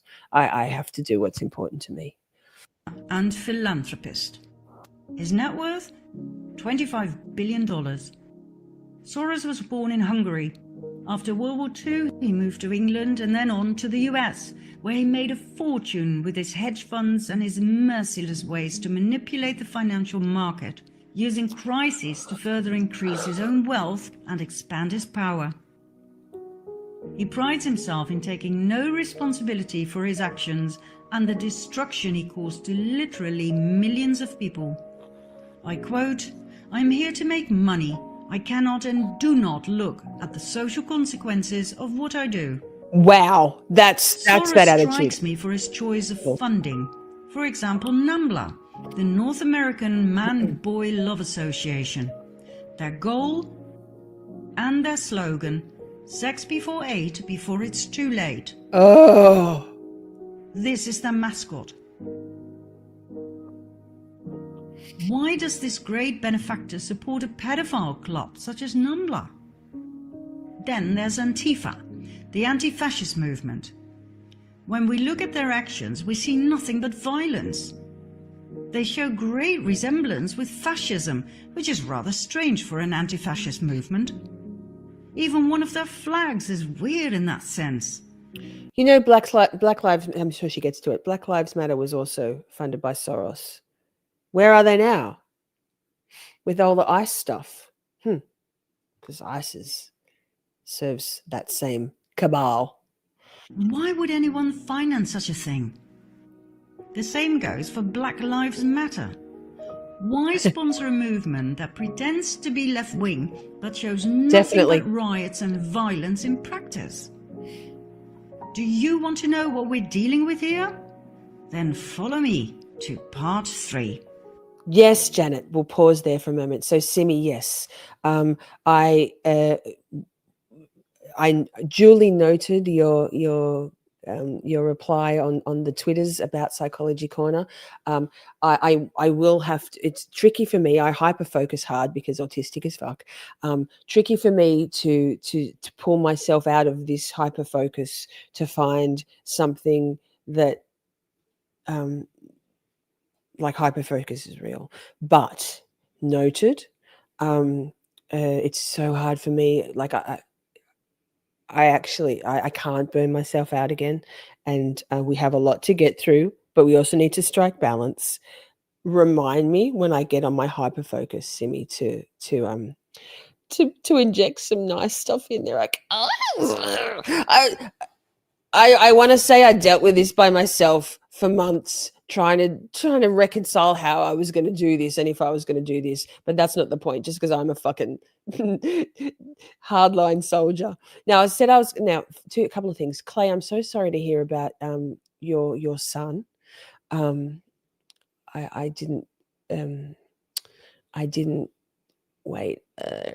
I didn't star it, but you said that your son took the vaccines and now he's you said they're cutting off parts of his body, so I presume he's got some issues with circulation and the ramifications of that. And you also mentioned that he decided not to speak to you anymore, and I'm so sorry. I understand that pain very personally. I understand that. My daughter also chose not to speak to me, and I, never lose hope, but expect nothing, but never lose hope. It's hard. Simi also knows about children estranging themselves from their parents, and then I also know that Hope knows about being the child and the estrangement. I also know about being the child and the estrangement. So I respect boundaries. I think, Clay, you too. You said it's your son's call. And people have their reasons, right? Now, speaking of estrangement from one's parents, so and then we'll move on to part 3. In my forever quest for understanding this craziness, this very real craziness, and I mentioned this before, but I've talked about many times the Imagination podcast with Emma Catherine, and I have spoken about the particular playlist, which is an Australian woman called Rachel Vaughan, South Australian woman, who was a mind control slave. She's escaped the RAMCOA, the ritual abuse, mind control, and organised abuse world. But she's from Adelaide, right? And she spoke about the Flinders Medical Centre and Flinders University, Flinders Medical Centre. So my father, you guys know about Harvard. There's people in the Epstein files from Harvard. My father, we moved to Boston. We lived in Needham when I was adopted from Canada. In Canada, my parents lived in Canada, expat Aussie parents, and adopted me at 10 days old. They should have got a dog. Anyway, that's beside the point. And then my dad was offered a chair at the medical school at Harvard, so we relocated when I was about 6 months old to Needham, to Boston, and he was at Harvard. And okay, and then like my dad is a piece of shit. My adoptive father, Mr. Important. He's cold, narcissistic, atheist, science-based, pompous, narcissistic,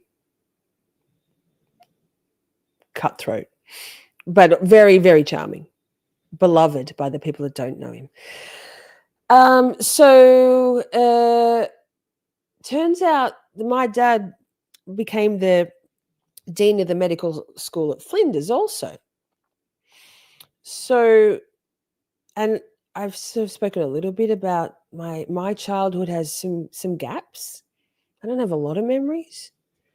They're very fleeting. I don't know. I think I had a good childhood, but I don't know. I'm very drawn to all this mind control stuff. I'm estranged from my parents by choice. Well, I was pulling myself away. They walked away from me about 10 years ago. That's fine. Because I wasn't who they wanted me to be. But my brain made all these connections a while ago, and I don't quite know how to look into it. But I have a feeling my father's a Freemason. Fucking hell. So Flinders Medical Center, that was this Rachel Vaughan. Sorry, let me make that nexus. Rachel Vaughan spoke about all the tunnels. There's tunnels everywhere, but she spoke about all the tunnels in and around Flinders Medical Center. And so if my father's a piece of shit, narcissistic, cold man who was away a lot for work, who is a very wealthy man, millions and millions of dollars, who had a chair at Harvard, who then also became the dean of the medical school at Flinders at the same, just a couple of years after the time frames that Rachel Vaughan was talking about in her testimonials as being someone subjected to Ramcoa. And I have gaps in my childhood. Like, what the fuck? Anyway, that's just an aside. I haven't told anybody because I don't know. But I don't know if anyone's got any ideas about how I can find out whether my father's a fucking Freemason. I'd be really appreciative. Jesus Christ. All right. Let's go. Part 3. We'll probably, given how many times I've paused, we'll probably do this in a few parts. But we'll go for now. Oh, you can't see that. There we go. The migrant caravan that headed to the southern border of the US in April 2018 was covered by the media. Pause. Sorry, Pierre, I didn't see that during my TED Talk. Big love to you, girl. Sending love and light your way. You're such a brave woman. Media big time. According to the official reports, these people came mostly from Honduras, where the caravan had started, and then people from Guatemala, El Salvador, Nicaragua, and Mexico joined the march. The main reasons for them to flee their home country. Wait, my chat has been glitchy. You stream out. I didn't see any of this. So hang on. Before, because none of this. Just all populated now. Sorry, guys. I wasn't trying to ignore. I wasn't ignoring you. StreamYard just StreamYard and YouTube working in cahoots to make this as difficult as possible.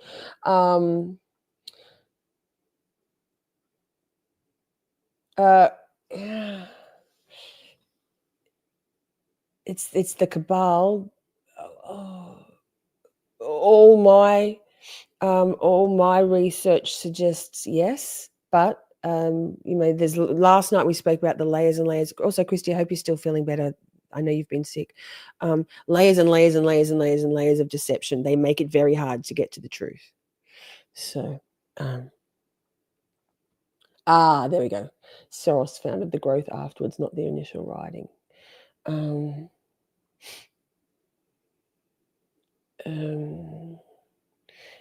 Nina says, I always remember your story. It's so close to me. Same era, same part of the world. My mom was adopted, so I'm a generation down. Yes.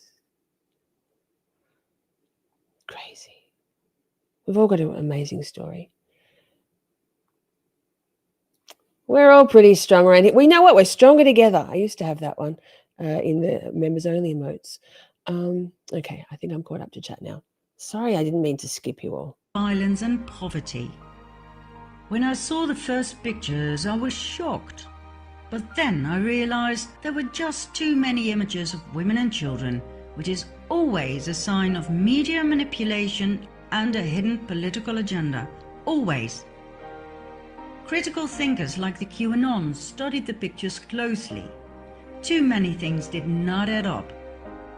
Like I said in part 1, these people had to walk for 45 miles a day, each and every day for 1.5 months. But these people don't look exhausted. They're not dirty or sweaty. I mean, look at them. Their clothes are clean.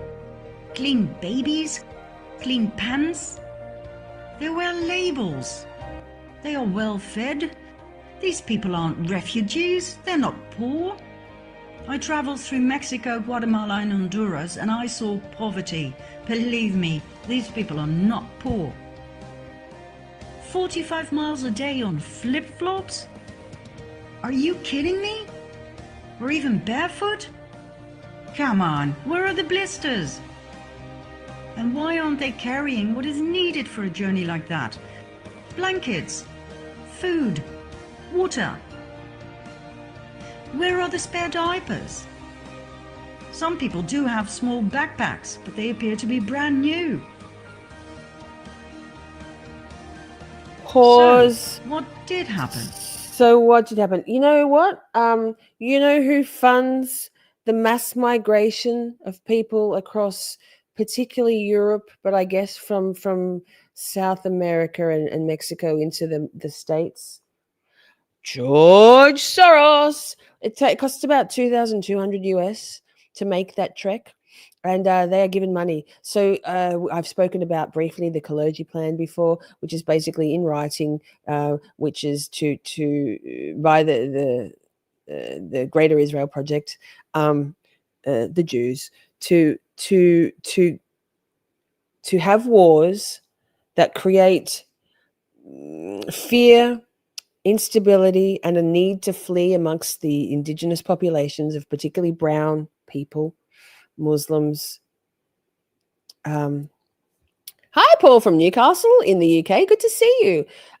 So what the Cabal plan is basically to homogenize all of the non-Jews, all of the races, the white, the brown, the black, into one homogenized, diluted blob that gets to a breaking point, which you guys we're seeing now a lot around the world.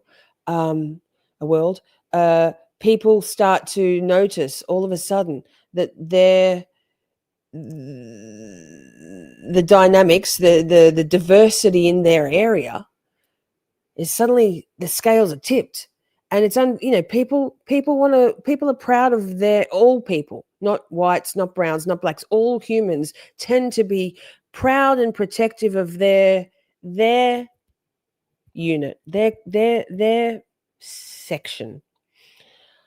So by funding this mass migration, by funding the governments and puppeteering all the governments to encourage more migration across, to infiltrate, to blur the lines, but all still the while keeping that Jewish group very insular.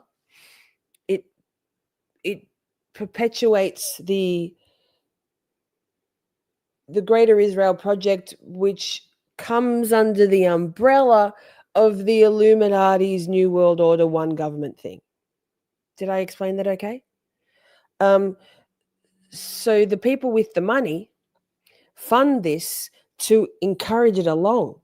It's also very helpful that then that reaches that tipping point in like America, particularly when you got your leader, air quotes, pushing the rhetoric of racism and xenophobia. Then you get unrest, civil unrest, understandable civil unrest. But we can't be angry with the people that are different to us. We can't. We can't. And every nation, including America, including Australia, including the UK. Well, not so much the UK. You guys, the rest of us, America, Australia, we are built on immigration. We wouldn't be who we are without that diversity. But it's not the war-torn refugees people's fault.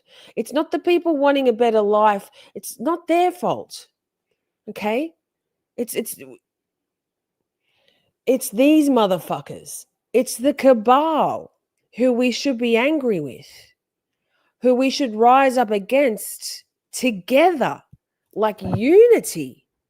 So you have to ask yourself, when there are people in particularly the X arena, in this little sphere of truthers, when they're pushing the divide, the racial divide, when white supremacists jump on that bandwagon because it suits their ideologies, you do have to ask yourself whether those people pushing that are coming in good faith, right? Because it's not fair. It's not fair on the brown and the black people. It's not fair on, like, skin color is nothing.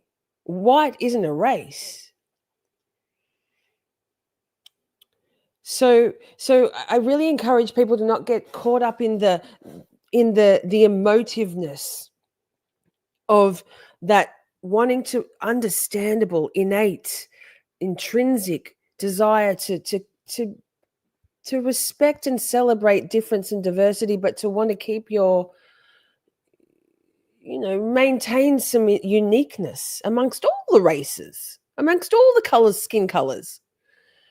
Don't get caught up in the bullshit, because some of these people don't come in good faith. Some of these people pushing these narratives are agents.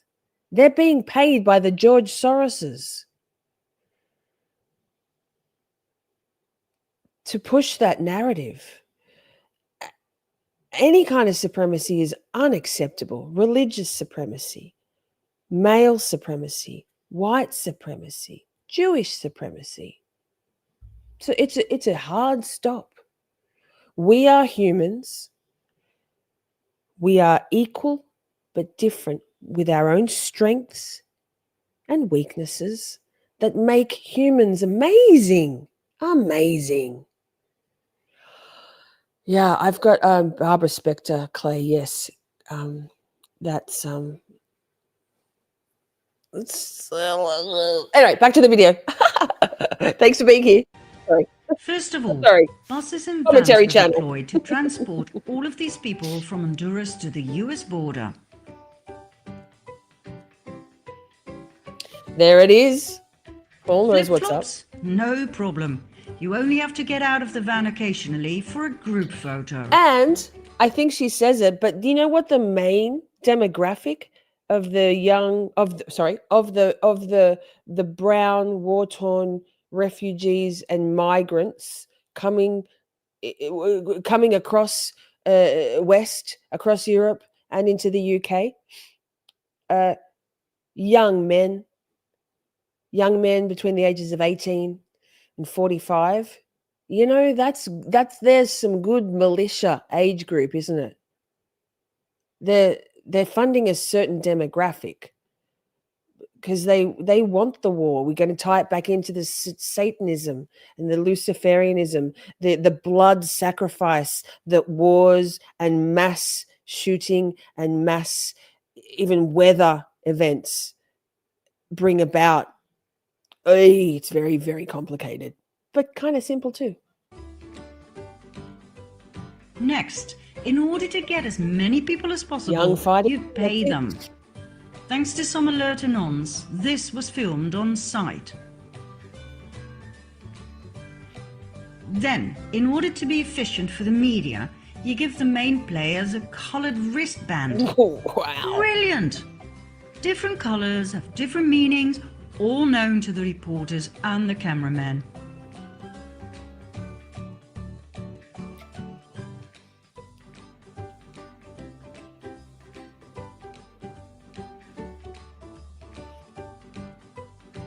It's all fucking kosher theater. Yep.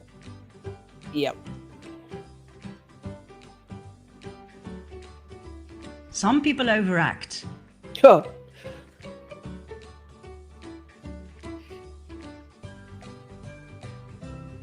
Others are really convincing and make it to the World News Report. Meet Maria Meza and her 5 children, all the way from Honduras. She made it to every news item on TV, telling about her terror, the fear for her children, their eyes all wet and swollen due to the tear gas that the American Border Patrol so viciously threw at them. Well, Maria, there are a few flaws in your story.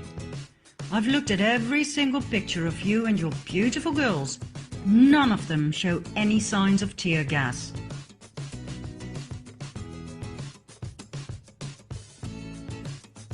This picture clearly shows that you are the only ones in action. The cameraman shoots away, completely unhindered by the gas, and there is no panic. Let's have a closer look at this picture. Cameramen are standing in a line of smoke, yet have no problem with that. Oh wait, look! Somebody is throwing a gas canister. Is that a fellow refugee? Maria told the press that her son went back the next day to get the canister and show it to the reporters. Shame on you, America! I do hope Maria was paid handsomely, I really do, but her story sucks. The family was photographed on another day, getting out of a van for yet another day's work in front of the camera. And the tear gas canister? You can buy them at any theatre prop retailer, or you can use the police training variety. They produce white smoke, but no harm is done. I guess Trump's statement was correct. No tear gas was used on the children. The entire mainstream media coverage of this event was biased and flawed. My advice to the producers, next time, pay more attention to the details, for the anons are on to you. Refugees who walk for thousands of miles do not walk like this. Or like this. They don't wear flip-flops. They don't have brand new pink buggies. They do not polish their nails. They don't wear iron shirts. Neither do they have perfect haircuts and makeup.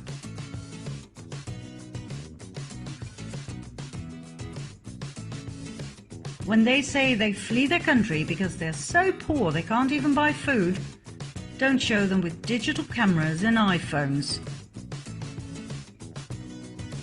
Refugees who walk for thousands of miles are not clean. And for God's sake, pay attention to some of your supporting actors.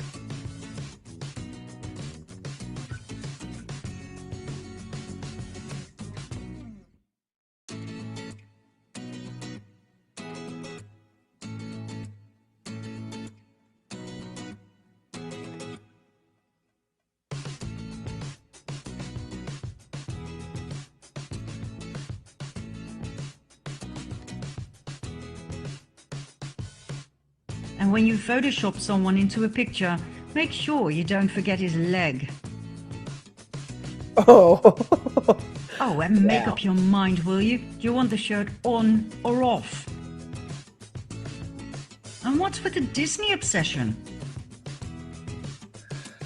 Oh, yikes. Pause. Also, I meant to say I was on a rant, but Superfly Vibrations. Hi, thanks for joining. Sorry I didn't say hi when you came on in. Disney, yuck.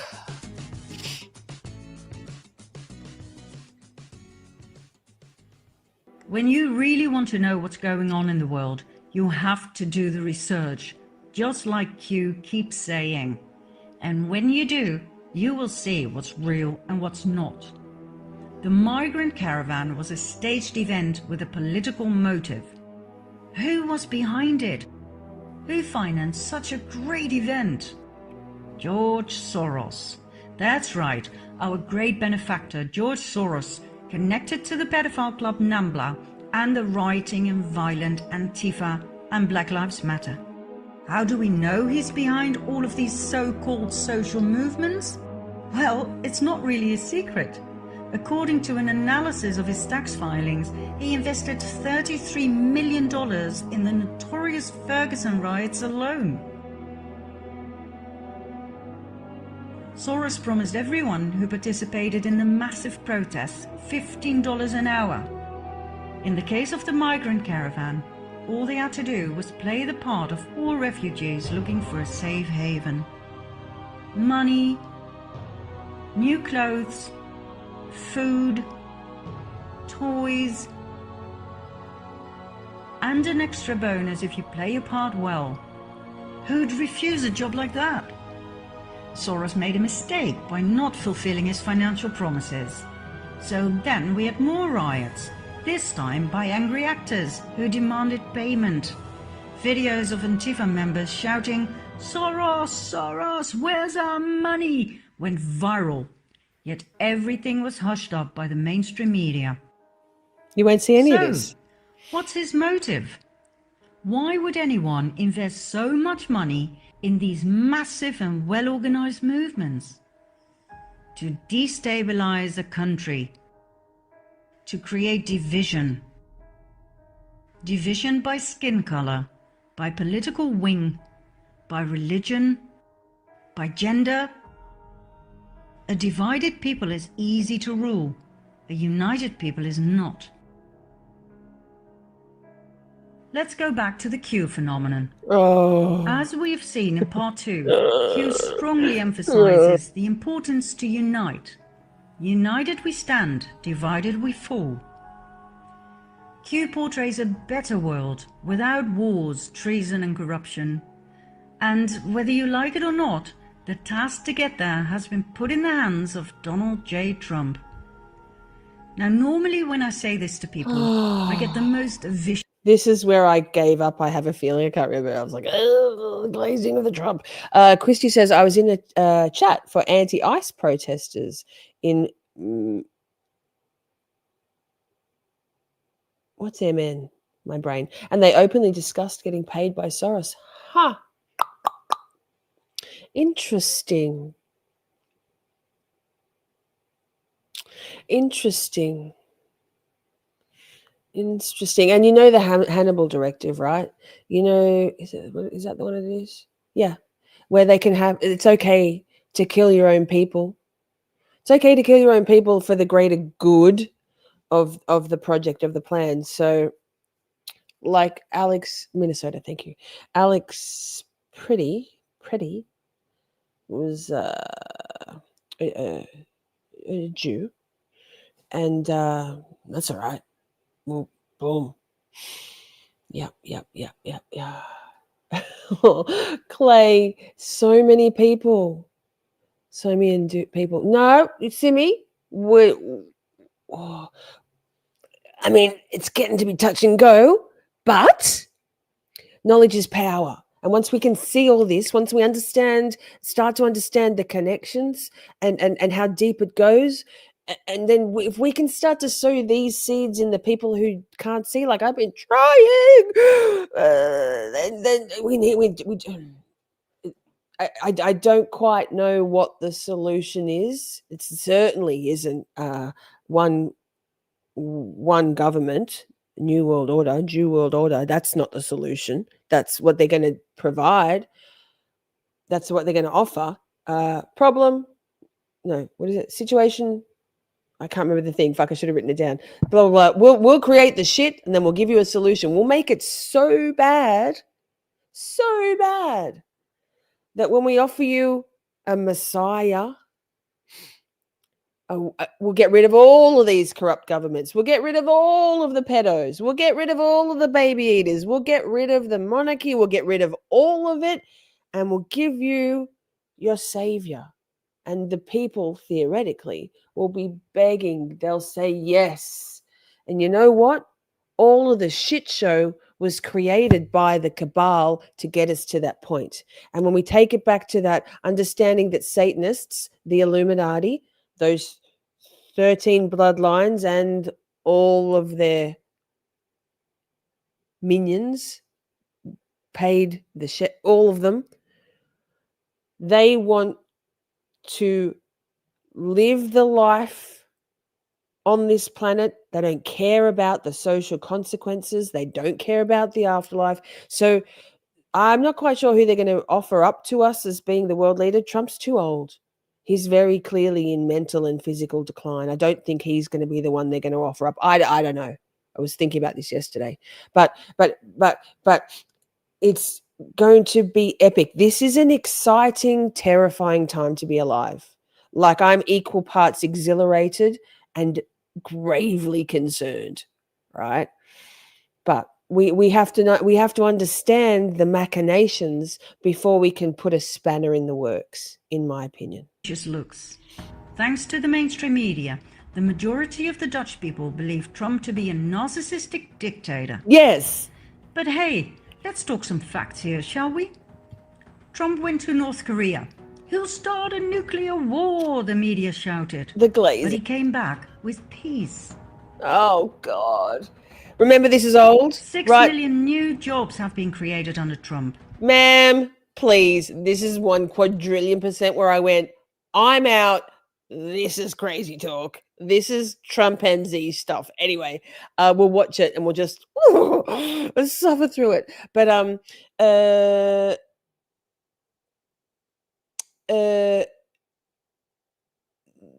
there's some. This is old. Like, this is. I don't know. I'll Google it. I have a feeling it was like.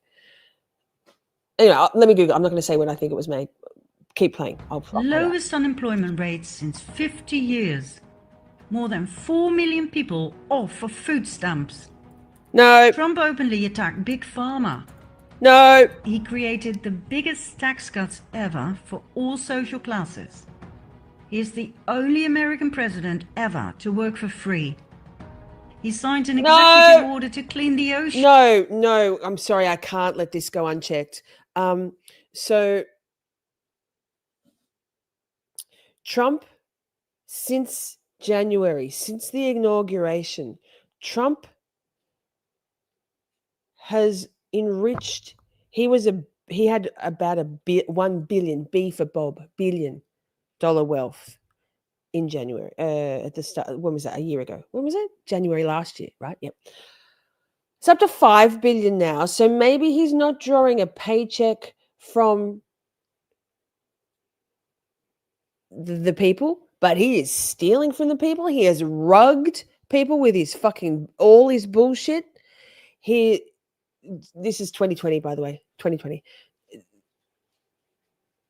There's a lot of propaganda and lies. He blatantly lies.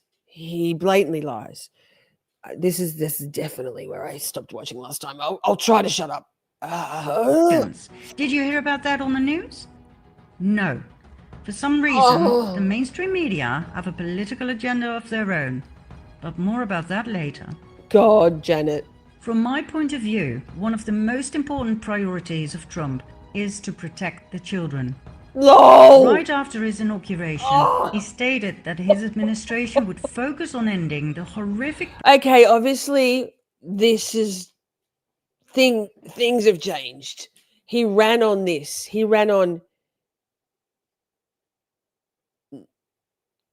Drain the swamp. He is the fucking swamp. Anyway, fine, I'm sorry, I'm trying to stop interrupting. Practice of human trafficking, also referred to as modern slavery. On December 21... Also, Trump Models was a trafficking agency. I'm sorry. Trump, you know this. If you don't know this, ask me in DMs. 2017, he signed an executive order blocking the property of people involved in serious human rights abuse and corruption. The glazing, Janet. More Come on now. orders follow to protect victims of human trafficking. A huge campaign was deployed to educate parents and children about the dangers of human trafficking. Oh, this makes my blood boil. Throughout 2018 and 19, many arrests took place. Thousands of child molesters were arrested. Thousands of victims were rescued. Wait, who? Where? When? Where? Who? Janet? Trump keeps emphasizing that most victims are smuggled into the country through the southern border. Breathe. He shows numbers, statistics. He fakes numbers, statistics. He made January Human Trafficking Awareness Month.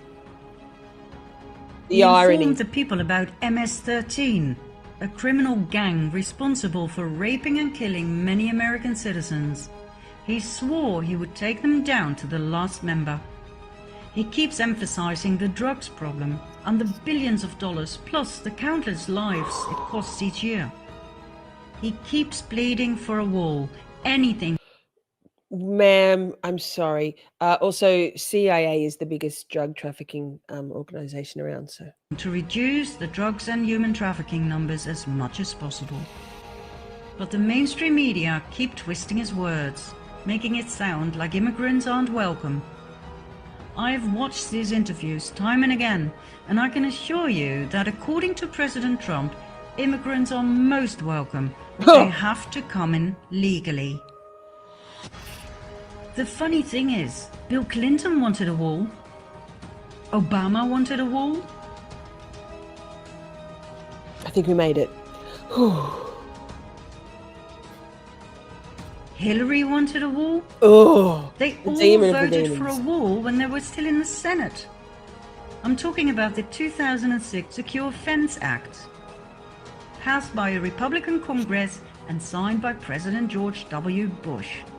It wasn't a problem back then, but now all of a sudden, Trump is an immigrant hater?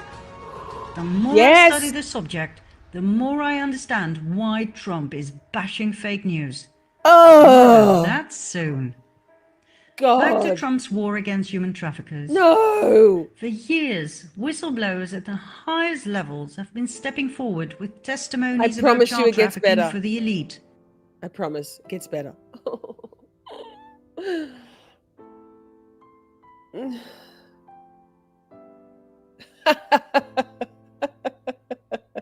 My chat keeps glitching. Sorry, the chat keeps freezing and making it very hard for us. Oh, geez, Louise. I have to take a moment. I think now is where she gets off the eating those fucking bananas of the chimpanzees. But holy shit! Oh, okay, that was. Okay, are we okay? Are we okay? I'm sorry, I'm not laughing at this. I can't. Wow. I literally I was like, I'm not watching this shit. I don't care how good you tell me this is. But I promise you it gets better. I promise. I came back to it and the rest is amazing. Part 4 is amazing. I promise. We'll play a song after this to cleanse the Trump palate. Oh, oh, my blood pressure. Holy shit. I need a wine. This is nothing new. It was just never dealt with until now. Please, The ma'am. thing is, when I Stop. talk about this in my presentations, people don't want to hear about it. Oh. They don't want to look at these pictures, which I understand. I would rather look away as well. Yeah. But that reminds me of the famous one-liner of the Germans right after World War II. After being confronted with the painful question, how could you let the Nazi atrocities happen? Why didn't you do something? You know what? I'm going to have to pause it there. Also, for the record, more Christian Germans, died in concentration camps, actual concentration camps, after the good guys, the Allies, saved the day from evil Germany. Oh my God. Oh my God. Okay, Janet, we're getting there. We can do this. The answer was always, wir haben's nicht gewusst. We didn't know. Of course they knew. It was just too painful and too dangerous to acknowledge it and to do something about it. Well, I will not look away any longer. These kids are not helped by our denial. They are helped by our action. So for God's sake, keep watching. We are the only hope they have left. Oh. Child trafficking for the elite. That is bigger than pedophilia. We are Amen. talking about a huge criminal organization Amen. kidnapping children and selling Including them Trump. to high-ranking officials, Including Trump. from mayors, judges, and senators to presidents. Hey, wait, his name was Shorty. And even royalty. Do you think this is far-fetched? Do you think it's just a conspiracy theory? Get ready for some conspiracy facts in part 4. Thank you, God. We made it. Okay. We got that out of the way. I'm not trying to make light of the overall message, but oh fuck, that was hard. Now let me I'm picking a song for a quick little music break. So if you need to go to the bathroom, we'll probably watch 2 more parts. So we'll get halfway through, I think. We'll watch the rest next weekend on Saturday night. What am I doing here? Thank you all so much for being here. I love that you love our rabbit holes. I love that you are willing and able to hop on in to the rabbit hole with me. I appreciate you very much. Here, I'm choosing a song. She's a little bit uplifting. Here. Imagination is hungry, it needs to be fed. Blind leading the blind, no more put that shit to bed. Nothing ventured, nothing gained. Contagion of the psyche, the time is now. Full permission, set your spirit free. Rise up for a brand new day. Trust, hope, believe and pray. Phoenix rising, full rising. Here on in, you slave and slave.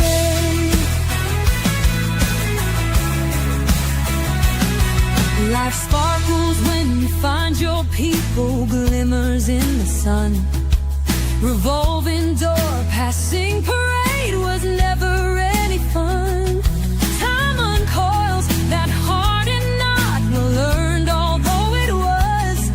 So find your place in permanence, babe, claim your spot.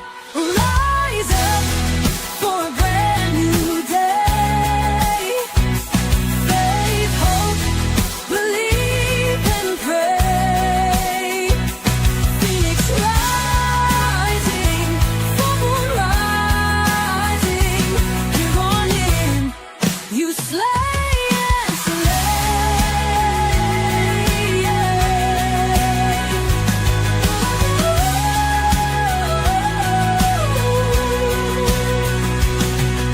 Nothing lasts forever, true, find magic in the moment. Once bitten, thrice shy, yeah, it still hurts though, don't it? Of course it does, but you're okay. Nothing you can't handle. Life, it is magnificent, an everlasting candle. Oh hey, so what do you say? You're gonna live to fight another day. What do you say? You okay? Girl, get out there and slay. Rise up for a brand new day. Trust, hope, believe and pray. Phoenix rising, full moon rising. Here on in, you slay and slay. So what do you say? Yes, you're okay. Girl, get out there and slay.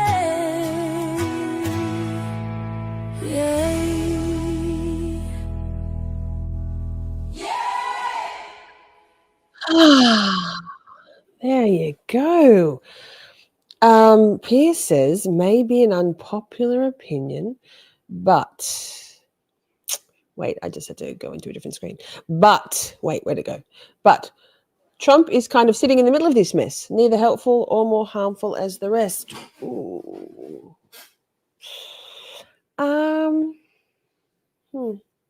Yeah, maybe.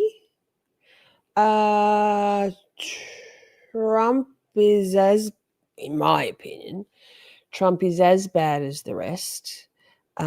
Trump has been installed for this very purpose, to perpetuate division, to embolden the folks in America and the world who are leaning towards racism and xenophobia to be actively talking those things.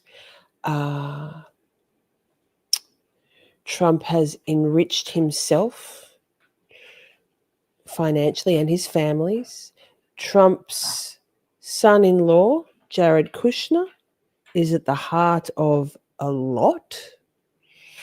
Howard Lutnick is Trump's handler. They all have a handler. And Trump's a big problem. But anybody who is there right now would be a big problem, because it's the machine, the cabal, which is behind all of it. And I don't know how much you know about the Epstein files, but on a personal note, his name is mentioned after Jeffrey Epstein, Ghislaine Maxwell. Trump's name is the most often mentioned. I don't know, man. I think in my opinion, Houston, we have a problem. There's nothing. I mean, he was installed. They're all installed. No one gets to where any of them are without being installed. They sell their souls literally to the devil, to Satan. They sell their souls to enrich their lives on this earthly planet while they're here, because they don't care about the after. And they don't care about the social consequences. It's very psychopathic. Anyway, I understand that different people, those things are my opinion. I respect your opinion, Pierre. My opinion, I never liked Trump, but I loathe him now. It's deeply concerning, in my opinion. Now, part 3. Let's go to part... Oh God. Okay, so we're getting into the Pizzagate stuff. So this is one of the the idea is to expose. So this next one is called Child Lovers Everywhere. So we're getting into the dark, even darker side of this. We're going deeper and deeper into the pits of depravity and sinister degeneracy, the Satanism, the Cabal. Oh, I'm in the wrong one. In 2010, right after the devastating earthquake, 33 children were smuggled out of Haiti. The woman who was arrested, Laura Gaylor Silsby, said they were orphans who were about to be adopted in the US. Upon investigation, however, it turned out most of these children were not orphans. They were later reunited with their parents. Furthermore, there were no adoption papers to be found. These kids had simply been abducted, stolen from their parents. Who exactly is this Laura? I don't know about ranking bad players. What do you mean? I'm saying it's all of them. Like, it's all of them. It's all of them. They're all just as bad. But in terms of quantifiable complicity in the biggest, broadest, and most deeply concerning satanic ritual, child sacrificing, child trafficking, political extortion, one world government ring, Trump is integral to that. They're all in it. Trump is just the latest of it. Obama's in it. Clinton's in it. Bush is in it. They're all complicit.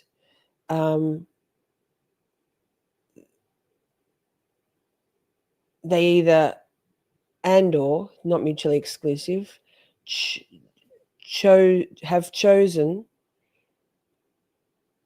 Satanism for their own personal gains, or because they're full-blown psychopaths, or both. Many, if not most, of all of the leaders around the world, and like it's so deep, are generational mind control slaves. So MK Ultra. So they're programmed, all of them, or all of them, not just in the States, everywhere. So I don't know about ranking. I'm just saying, if we want to talk about how deep in it this particular president is at this particular time, in the most sinister, egregious, malevolent, nefarious global web that all works towards I don't even know how to, like, the New World Order, that is the Cabal. Trump's deep in it, in my opinion. Laura Galis Silsby. First of all, she Also, was my on the chat board of doesn't load all the directors of time, so Alert if I miss stuff, Sense, that's why. the company that provides the technology for Amber Alert. Amber Alert is the broadcast emergency response. Yes. Well, that's the thing. Yeah, then we're on the same page. Yeah, like they're all as bad. It's all of them. That's my top used GIF on Twitter. It's all of them, and it's ridiculous for anybody, not you, anybody to be going, yeah, but Biden didn't do this, and yeah, but Hillary Clinton, and yeah, but Obama, and yeah, but that's not the point. It's all of them. Like, it's all of them. That's what's terrifying. But right now, Trump is in power. Well, the puppet that is Trump. So he's what we, the world, it's not just you. This affects us, the rest of the world. That's who we have to contend with. But he's the one who was installed to get us to this point, like Agenda 2030, right? He didn't get it done in the first one, but then they brought in Biden, which wasn't even Biden. Come on now. Don't get me down that rabbit hole. To have people feel like, oh my God, this blithering idiot, this senile sleepy Joe Biden. Then they bring in Trump, who's just he's just a snake oil salesman. He's been forced into bankrupt. The only reason he's got money is because he had generational wealth that he inherited from his father. He's bankrupted everything he's ever touched, and then he gets bailed out by the Cabal. So okay, to recover abducted children. Isn't that an interesting paradox? Wait. Technology for Amber Alert. This is Laura Galis Silsby. First of all, she was on the board of directors of Alert Sense, the company that provides the technology for Amber Alert. Amber Alert is the broadcast emergency response to recover abducted children. Isn't that an interesting paradox? A convicted child trafficker? Yes, she was found guilty and convicted. Connected to Amber Alert? Set up to rescue children? Secondly, this lady is the founder of the Baptist organization New Life Children's Refuge, an orphan rescue mission for Haiti. Sounds to me like she had a ways to smuggle children out of the country real easy. Nice cover. Last but not least, she's a close friend of the Clintons. My chat keeps freezing, so I've gone to the YouTube to have a look. I can't pull it up on screen, but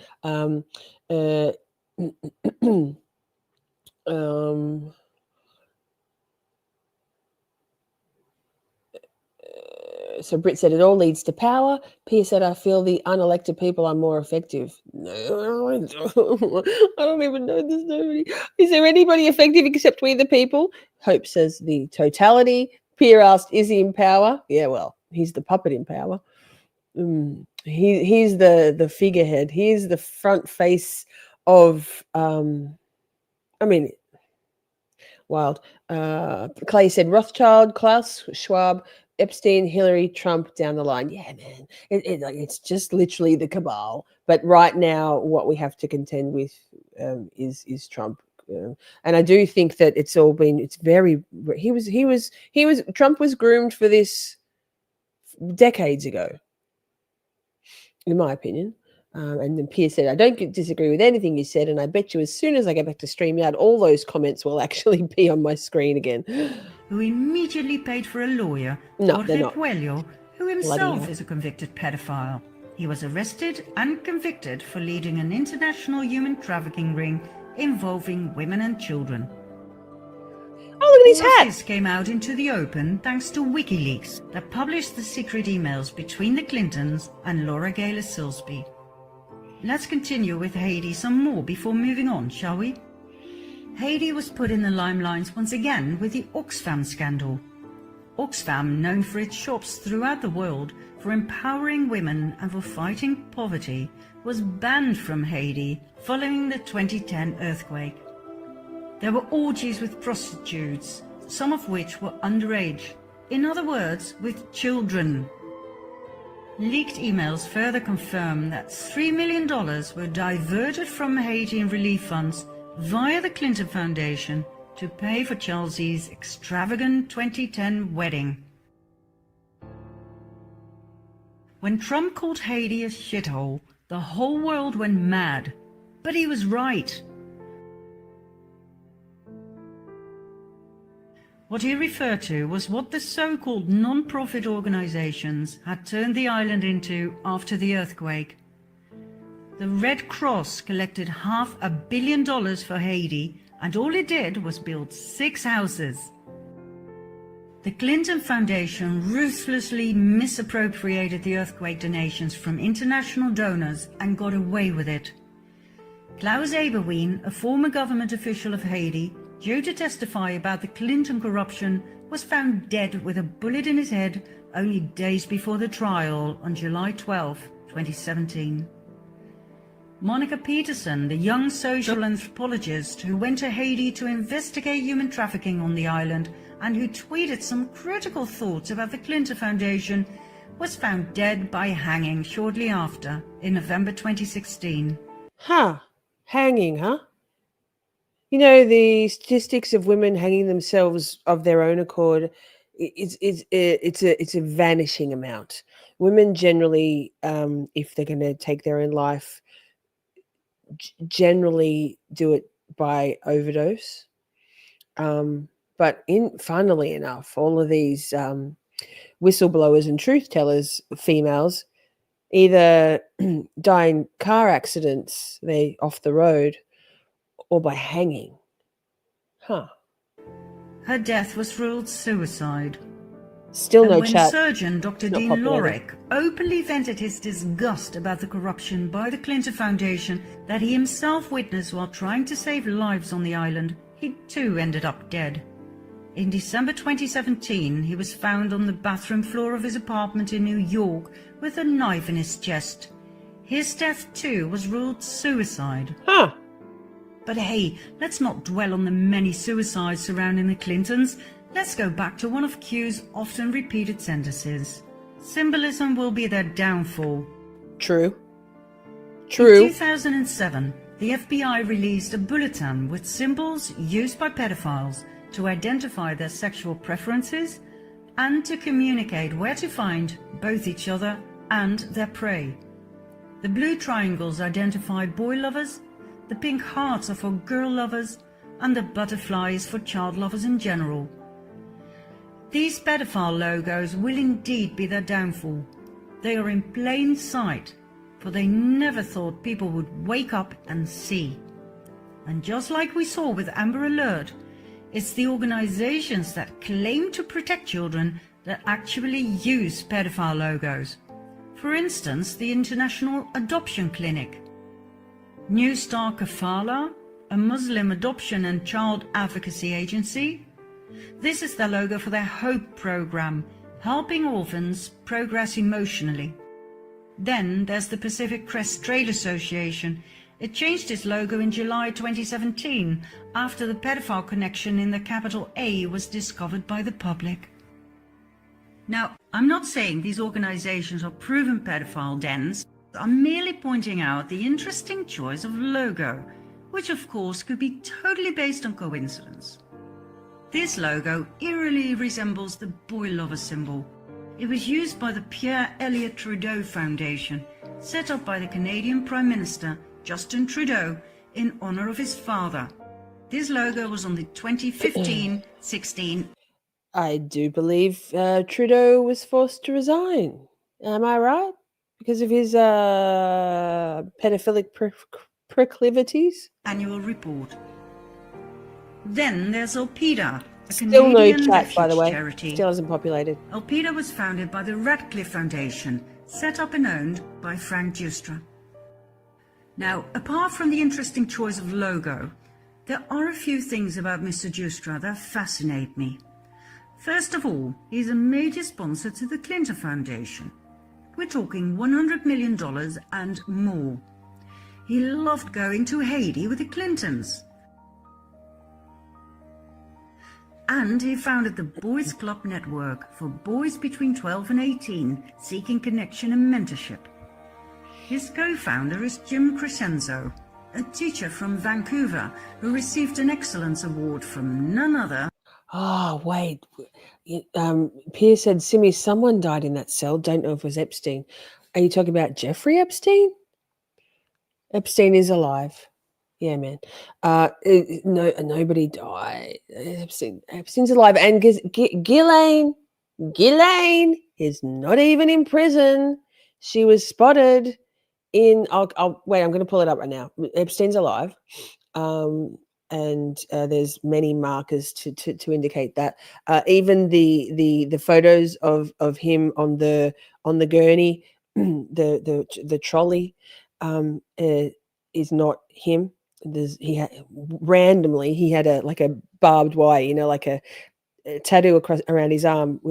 Incidentally, he would not let any of his girls, the trafficked women, young women and girls both have tattoos. Didn't like tattoos at all.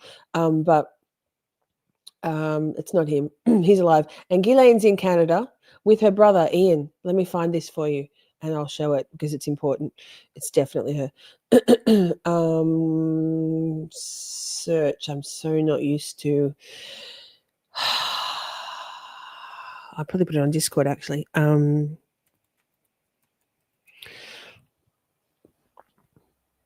Walk and talk chat. Walk and talk. It'll come up with the top one. No, give me. Here we go. Wait. Yeah, wait, pause. Wait, share this tab instead. Wait. Pause. Oh, that's loud. Can we max screen? Yes, here. Make sure you can see. Okay, watch this. No, sorry. No? I used to order hella pizza off of her. Oh, really? She always delivered, yeah. Oh, Yes, that was exactly who you thought that was. This is Maxwell. If you look at the woman in the video, it's the same woman. When he said her name, she actually looked. Same bridge of the nose and same spacing in the teeth. Even AI says it's the same person. The guy with her in the video is her brother. Looks exactly the same. We already know through the PDF files that J.E. did not hang himself. He was removed the day before. And guess who was president at that time? And they want us to believe that the woman they moved to a luxury prison, this person is that person. Nope, she's living her best life in Ontario, Canada. And how was she able to do this? Through the same administration that let J.E. leave as well. Sometimes I wish I wasn't awake because the information that we receive is just mind-blowing. It is absolutely mind-blowing how corrupt our government is. Listen up. Ghislaine? Do I know you? You know Ghislaine? no, sorry. No? I used to order hella pizza off of her. Oh, really? She always delivered, yeah. Oh, Yes, that was it.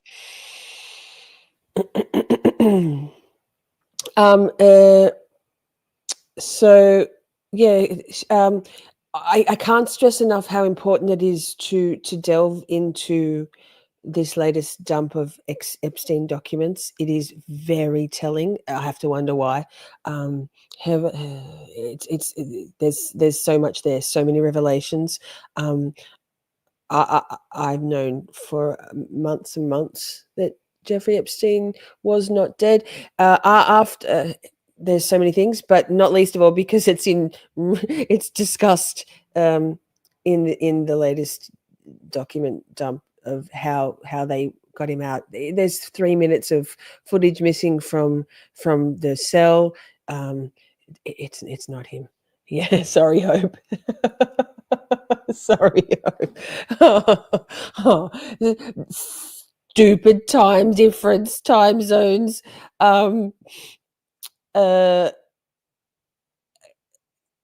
Anyway, I've been waking up at 1-2 o'clock in the morning at the moment for so many reasons, sometimes going back to sleep, other times not, because of all of the weight of all of this. I know my brain's getting there with some conclusions. Macro, this whole humanity thing's a real fucking conundrum, and also some little truth community connections that I'm making as well. So let's go back to the fall of the Cabal. Than Justin Trudeau. Now, once again, I'm sure this is just coincidence. But what is it that Q keeps saying about coincidence? Oh, Q, ma'am. How many coincidences before mathematically impossible? For someone who claims to be a decent family man, Justin Trudeau sure has some interesting friends. Take Christopher Ingvelson, a Canadian private school teacher, convicted for the possession and distribution of child porn. For many years he was Trudeau's friend and roommate. Then there's his best friend Peter Dalgleish, the world-renowned humanitarian who was caught in the act in Nepal with 2 children aged 12 and 14. He was the founder of Street Kids International and the Trails Youth Initiative program. Despicable. Now, I'm sure these programs do great things for kids, but why choose pedophile logos? And why are so many set up by registered and convicted pedophiles and sex offenders? Despicable. I mean, if you're a pedophile, wouldn't it be great to have your own child protection program? To have access to all those lovely children to pick from? Mind you, these children often come from troubled backgrounds. Some have criminal records. Many suffered from neglect and abuse in early childhood. Easy prey, and no concerned, loving parents to protect them.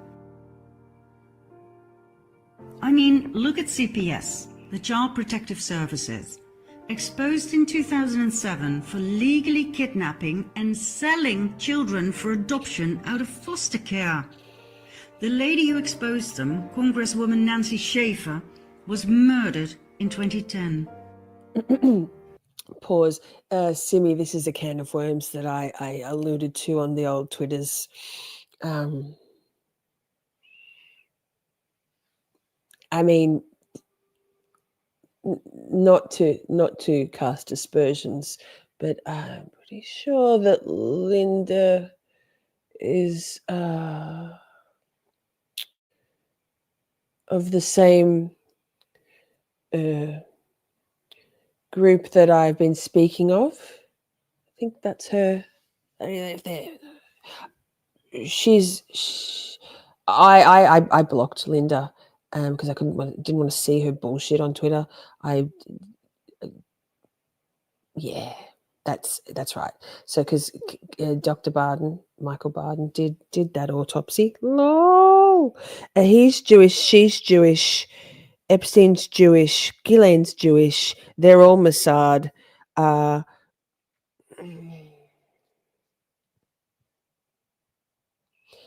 can't stress enough how many mind-blowing moments I've had and how many connections I've made over the last 6 months. Whew. Now back to Trudeau's interesting best friends. Here we have Ben Levin, former Deputy Minister of the Ministry of Education, arrested and convicted in 2013 for making and distributing child pornography.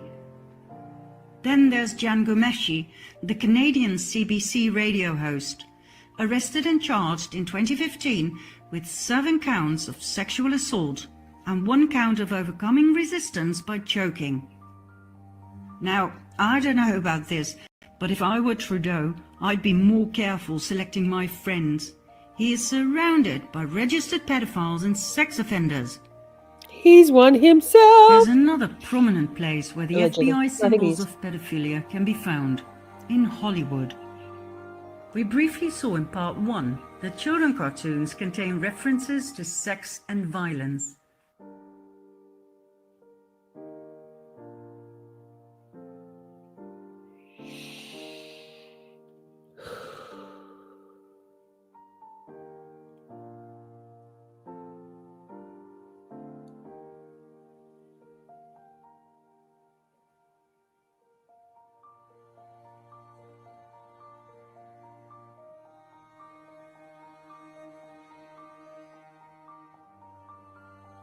Doesn't that make you wonder who Walt Disney really was? Why are children exposed to Illuminati symbols, such as pyramids and the all-seeing eye, time and again?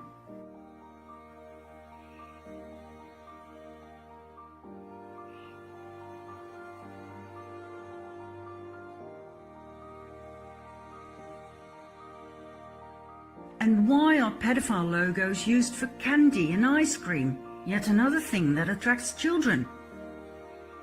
The more I dived into this topic, the more I realized to what extent this had actually drenched our society. Top directors such as James Gunn, who openly and proudly tweet about being a pedophile. I guess this is normal in Hollywood?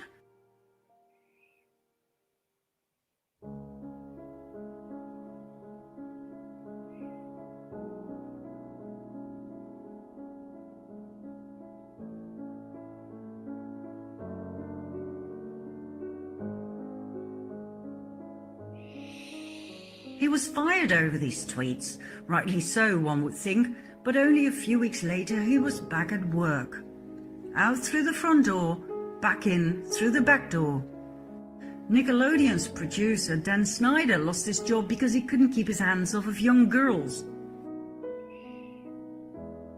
And here we have Brian Peck, a convicted child molester who only spent 16 months in jail, after which he was offered a job right back with Disney, where he continued working with underage girls. Okay, so remember we did the stream on Hollywood, right? We did that stream on Hollywood. It was problematic. I think we got booted. Can't remember what had happened. But so remember who started Hollywood? Who's all about breaking the Christian, the decency, the morals of society? Well, it is actually Christian because it's biblical, right? It's a spiritual war, ultimately. It's Satanists and Luciferians against the Christians. Whether or not you're Christian, you're probably still a good person, right? We are. So Hollywood was started by the Zionist Project people, which is all part of the Greater Israel Project, which is a component of that one world thing. It's all interconnected. So no shit.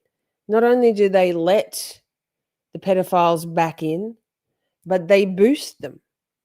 No shit. If Walt Disney and Disneyland, so Disneyland has tunnels, Walt Disney stuff has all this subliminal messaging in there. We know about the Miley Cyruses, Britney Spears, what's her name, Amanda Bynes, Justin Bieber, music and child stars. Jeffrey Epstein probably paid for Selena Gomez's kidney.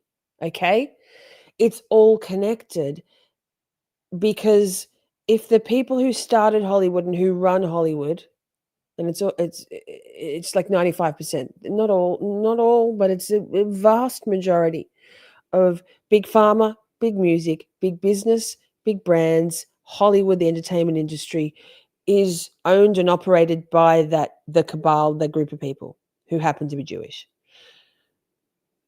Are we starting to see this web? And why I've been sort of layering this and building this. So we have, it got yeeted. Wait, I got yeeted? Wait. Did I? Well, you can. Wait, I'm going to check on YouTube. Did we? No, I'm still here. Oh, am I?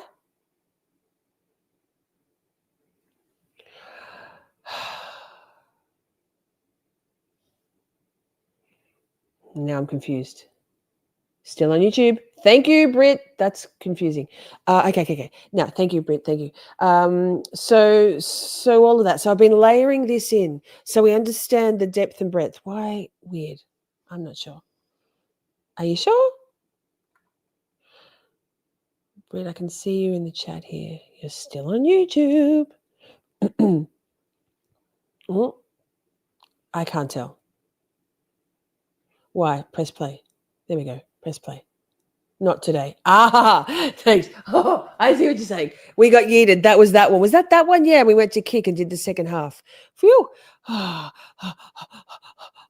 Stressful. I'm surprised we're still here. Anyway, we're here. Phew. Thank you. Thanks, everyone. Okay, so we'll keep going. Woo. Once again, out through the front door, back in through the back door.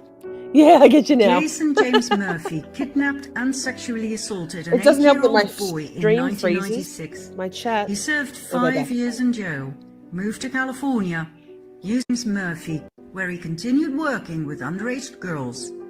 Once again, out through the front door, back in through the back door. Jason James Murphy kidnapped and sexually assaulted an 8-year-old boy in 1996.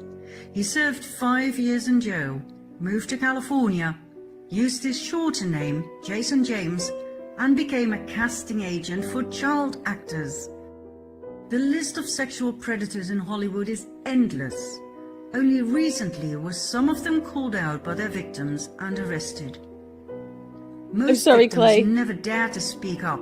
I'm sorry, Clay. You just can't. I don't know. You haven't been here for some of them, and you just can't fathom, like the quandary, the perpetual quandary I have every day since the start of the year, since Christmas time, as to whether we do YouTube or not, and how many times we've been fucked with by YouTube. We've been shut down midstream 3-4 times. Phew. Oh, it's freaking me out that I'm freaking you out. It's been a wild ride, to the point that I even paid the extra quadrillion dollars. I'm now paying $130 a month for StreamYard versus 30 or so, so that I can be streaming on Rumble, so I can have a library and a platform there for if and when my channel, not only the streams get nuked, but the channel gets nuked because they don't like this. Anyway. For the predators are absolutely I need a wine. legends in Hollywood. Actor Corey Feldman was Corey one of the Feldman. first to speak up about child abuse in Hollywood. He and his best friend Corey Haim became actors at a very young age. Oh my God, I loved Corey Haim and Corey Feldman so much. Me and my friend Michelle Cousin, her name was, we loved them so much. Oh my God, I love them so much. Oh, okay, wait, I just need a minute. Whew, whew. Pam, it's 2:00. No, I spent 2 hours. Wait, pause, walk and talk. I spent 2 hours talking to a very good friend of mine from the Twitters last night, via the Twitter phone call thing, and and it was 5 when she called me, and that's my wine time. And I had just some. I don't eat them very much anymore, but some red coconut curry noodles, and that was all I'd had all day. And no, but then she's like, "You sound tired. Are you tired?" I wanted to say, "Nah, man. I've just had a glass of wine, and I'm sounding more relaxed." Oh, K. You don't need me like getting slurry. Anyway, Corey Haim, Corey Feldman, poor. Pretty sure Corey Haim's dead now. No, which one? No, Corey. Wait, back onto this. One of them's dead now. Oh, I think, and the other one. Oh, this is just when you start to realize, when you start to stack the tragedies up, whether it's dead by because the demons of the abuse these poor children suffered as adults suffered as children, whether it's for want of a better term, purely the pedophilia, the sexual abuse, or whether it's that they were also mind control programmed like Britney Spears, like Ariana Grande, like Ms. What the Fuck messaged me yesterday to say she's excited about the Wicked 2 coming out, and she keeps thinking of me. And what I've learned about all of that since we watched that together,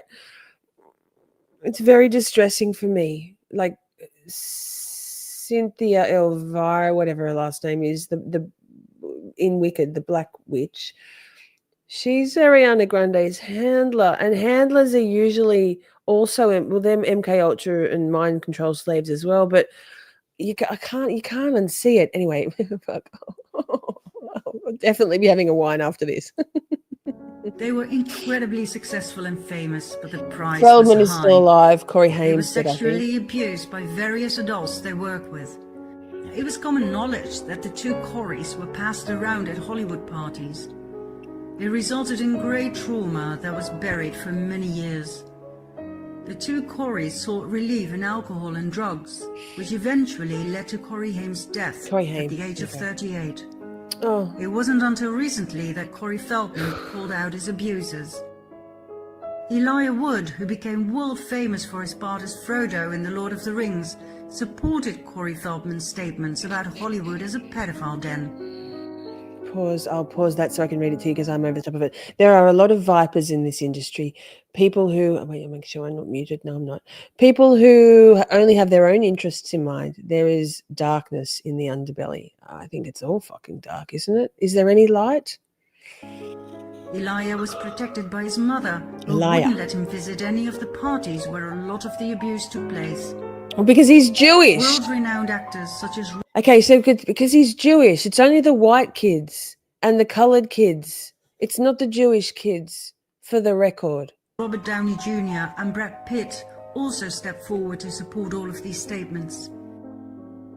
Bullshit. Well, you supported it. Whatever. What's her name? His wife. What's her name? Fucking If you Satan. think that sounds crazy, wait till you hear Mel Gibson.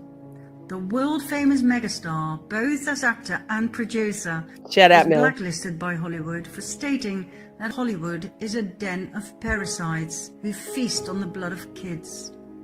He took it a whole lot further. Read for yourself. Pause.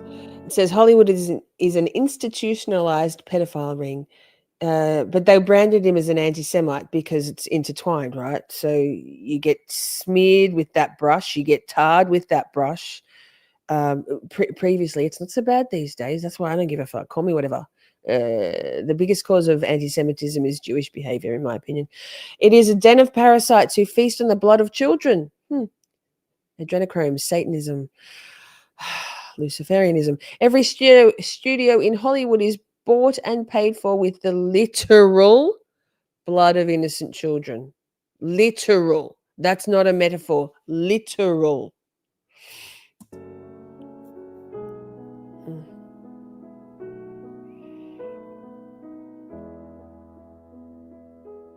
I'm over the top of that one. Hollywood studios are drenched in the blood of innocent children. Correct.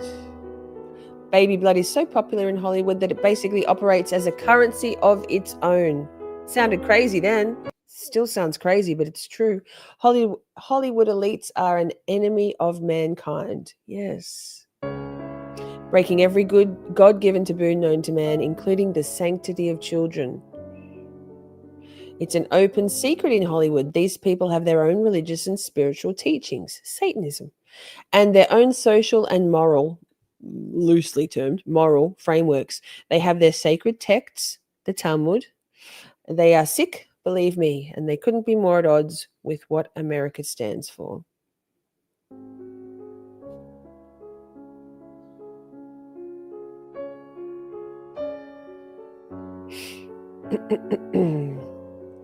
They harvest the blood of children. They eat their flesh. If the child was suffering in body and psyche before it died, they believe this gives them extra life force. So this is adrenochrome, right? These people thrive on pain, trauma, stress, abuse, and suffering. There is a creative and loving force inside most of us that guides us through life. These people don't have that. For them, it's the opposite. It's an inversion. Yeah? It's an inversion. Heaven and hell, good and evil, light and dark. It's age old for a reason. This has been going on for forever. The forever battle.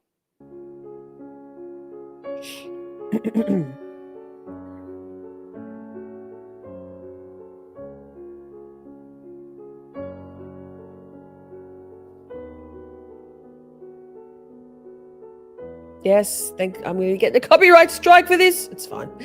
They're using and abusing kids. They churn through a huge amount of kids every year. I mean, 800,000 children go missing in America. It's a modest estimate.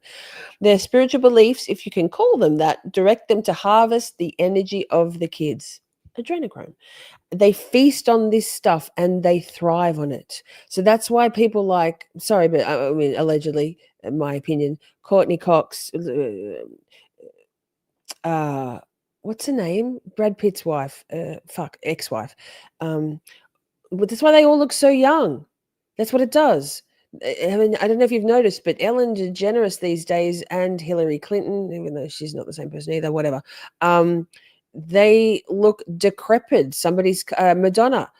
That's why Madonna looks like she looks. She's a Kabbalist, right? That's why they look so young. It's not just Botox and foreskin creams. It's actually the adrenochrome. It's rife. Babies are their highest currency. Their premium brand of high-grade caviar, cocaine, diamond, steak. The money involved, you have no idea. Whoosh. What's her name? Angelina Jolie. Thank you so much, Pammy. Mel. I was about to say Ellen. Yes. Ellen also, anyway, so many rabbit holes. This isn't anything new. If you do some research, you will see it's a metaphysical, alchemical phenomenon. And you can find it behind the scenes in all dark eras in history. Remember I mentioned there's a documentary, it's old, it's probably 20, 30 years old, called Jewish Ritual Murder. We'll watch it one time. This is forever and ever. This is forever. And Jewish, like, it's not just them. It's the Freemasons. It's all of those secret society bloodlines. That's how they thrive. But it's very well documented. The Jews are less, throughout history, have seemed to be less discreet about it because of their psychopathic predisposition to be out and out psychopaths. The other ones are more like, you know how there's a malignant and grandiose narcissism? And then there's covert narcissism. So in my opinion, the Jews fit into that, the grandiose, like they're very blatant about it. I'm using generalizations, but the ones who subscribe to the satanic aspect of it, not all Jews, okay. But then the other secret society folks, the Freemasons, the Jesuits, those ones are a little more discreet about it. And so they're the more covert. It's harder to spot them because they're so on the down low about it. But so there's more data, more documentation of the Jewish ritual murder because of that relatively overt way they've gone about it throughout history. And that's why not just the usury and the just the general reprehensible behavior throughout time of that certain group of the chosen ones, the tiny hats. That's why they've been thrown out of 109 countries over 1,034 times throughout, documented history, is mostly because they get found out for stealing, sacrificing, and eating or drinking the blood of babies in the area. For countless, there's a whole 2 hour, maybe it's an hour and a half documentary about it. We'll watch it one time. Yikes! documented. It's just history forgets, because history continues to be rewritten by those same skullduggerous people who have this innate ability to swindle. They've worked out the sorcery of human psychology. It's wild. It's a dark, multidimensional occult art and practice used by secret societies in the last few hundred years. Keep reading, Lisa. For social programming and mind control, and raised to a zenith by Hollywood in Could America this be in our era. true? Eating babies? Drinking their blood? Will this have a happy ending? Oh, yes. Let's move on to part 5. Part 5, amazing. Poor Holly says, "How is this happening in the world?" Well, it's because the cabal has run the world. We've been living in a like we the people, the non-elites, have been lied to and indoctrinated, fed slop and lies about everything forever. School, like the school system is part of it, because it gets us used to complying and conforming, right? Which is why Brit didn't send her children to schools, right? Because she absolutely pushes back on that conformist indoctrination system, right?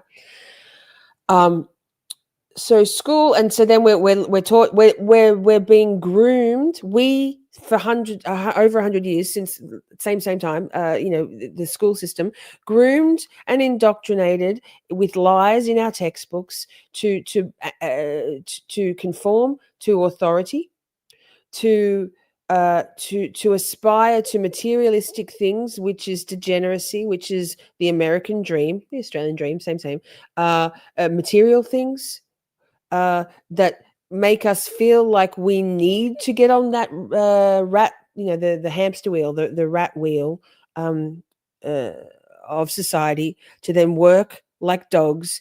Usury, which is compound interest, which in the Bible, the reason why Jesus got rid of the Jews was for many reasons: their degeneracy and their charging interest. Usury was banned in biblical times, but our whole system is built on usury, debt enslavement. So once you're enslaved, once you're indoctrinated, you're vaccinated, you're conditioned to be a good goy, to be a good worker bee, to not ask questions. You've got fluoride in your water, so you stop asking questions, because you calcify your brain. This is all by design. They want us dumb, fat, sad, apathetic, and enslaved to the debt system that is capitalism. These are all Kabbalistic Jewish constructs.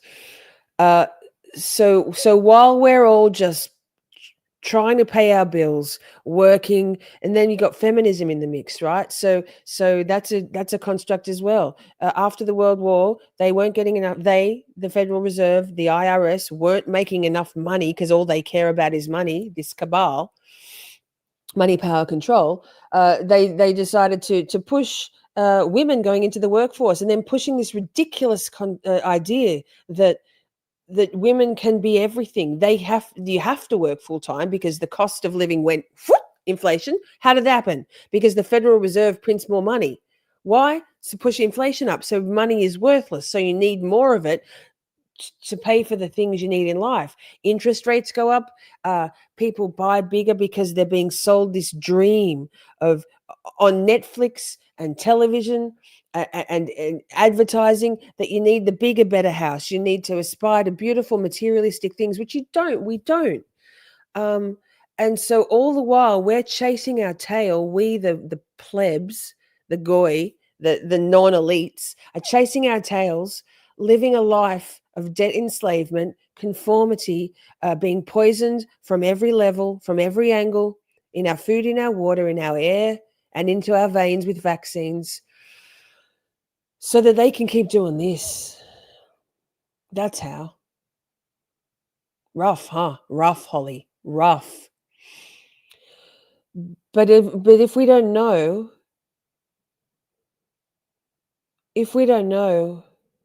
how can we change it? But you know what? And my chat just populated again, so I've got your comments again. All of the censorship I'm getting here on YouTube is because I'm talking about this stuff, the suppression, the fuckery with my chat here on StreamYard, the nuking of our streams. If you The same people own YouTube and Google and AI, OpenAI. This is from every front. Sorry, I keep disappearing because my green screen shit because I don't have one. This is an assault. This is a spiritual war of Satanists, a very tiny minority, Satanists against the rest of us. And because we the good people, operate on a completely different mindset. It's unfathomable. But we have to process it, and that's why we're doing it together, so that it doesn't break our brains. This has been breaking my brain for months and months. But thankfully, I've had like the truther community, which has its own problems. Anyway, it's this is Holly. This is okay. I think Holly's has had her light bulb moment. I love you so much. This is why I've been screaming, and people. It's unfathomable, but it is. It's real. This is why I've been like screaming from the rooftops, like freaking the fuck out on Twitter, going like, "We must save humanity." And everyone's been like, "Yeah, Lisa's crazy. Lisa's a Nazi. Lisa's an anti-Semite. Lisa's gone off the deep end. Lisa's been radicalized." No. Well, maybe it's the anti-Semite one. Because fuck. But it's justifiable, right? I don't care about the labels. I love you all so much, Holly. I'm so sorry, but I'm so proud of you that you. Oh yeah, ooh. It is heavy shit, and I love you all so much. What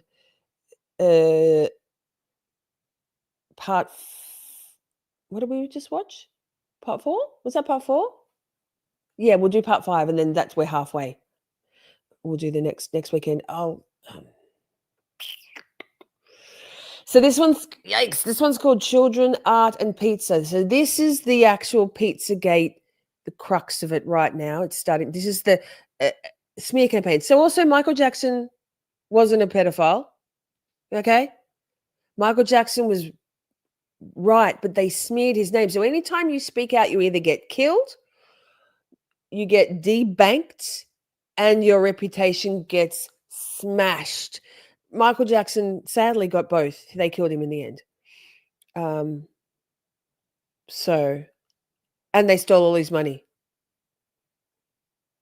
These people are despicable demons. Despicable demons. Play. But we've got this. We're together, we can. We've just got to unify and not...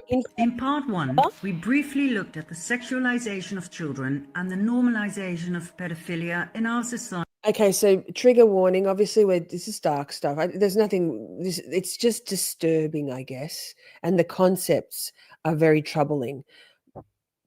So there's nothing like... I don't think there's anything heavily graphic here, but we're adults, and if it's too much for you and you need to step away, I totally understand. Oh, wait, fuck. You can't see that. Jeez Louise, Lisa. Sorry, I'll go back. I'm a professional. You know me. You know me. I'm a professional. In part 1, we briefly looked at the sexualization of children and the normalization of pedophilia in our society.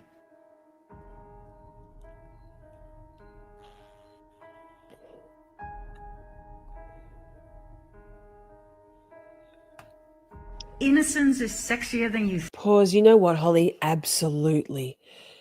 That's all. I'll stop pausing it now, but that's all I've been trying to do. And I said this to you a week or so ago, maybe 2 weeks, when I was like, I've been just trying to crack open the door on anything, on anything, on whether it's the ancient buildings and the Tartary stuff, whether it's Epstein files stuff, whether it's 9/11 stuff. I've just been hoping, Hollywood stuff, Nickelodeon stuff, just been hoping that if that little crack door, the light coming through there makes one person go,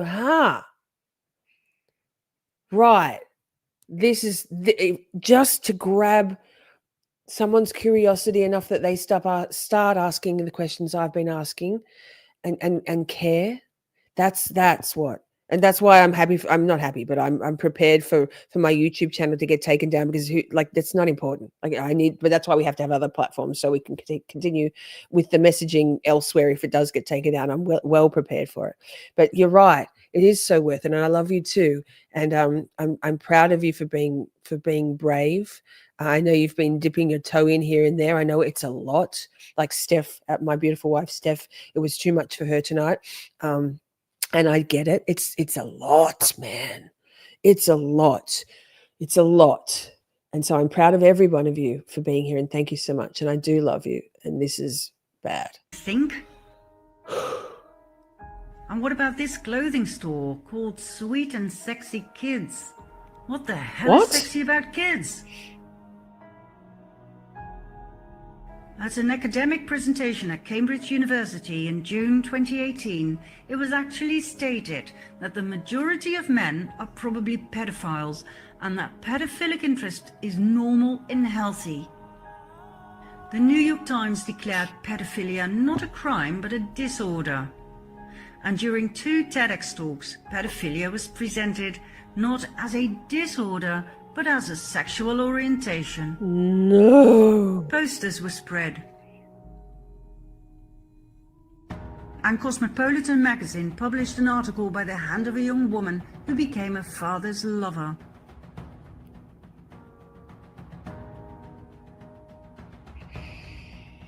Now, of course, in order to make all of this legal, the age of consent had to go down, so that having sex with a child would no longer be a crime.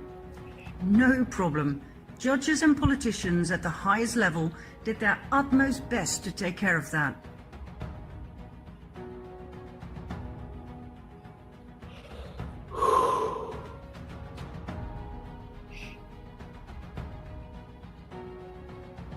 Oh, I'm not reading it out.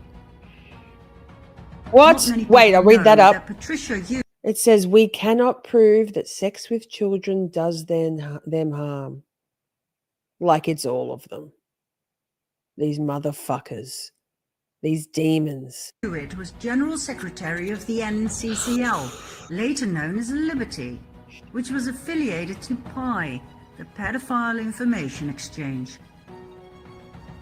Then there's former British Prime Minister Theresa May, who thinks pedophiles should be allowed to adopt children too.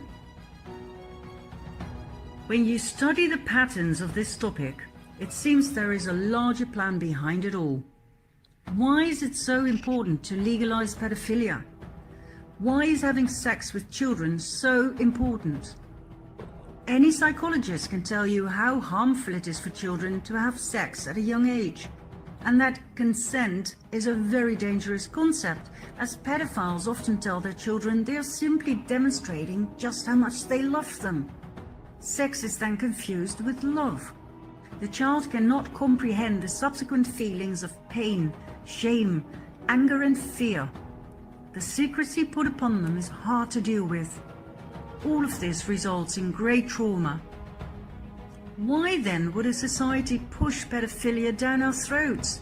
Bit by bit, step by step, normalizing it so that we grow to the idea instead of reject it. Why create a society of traumatized people?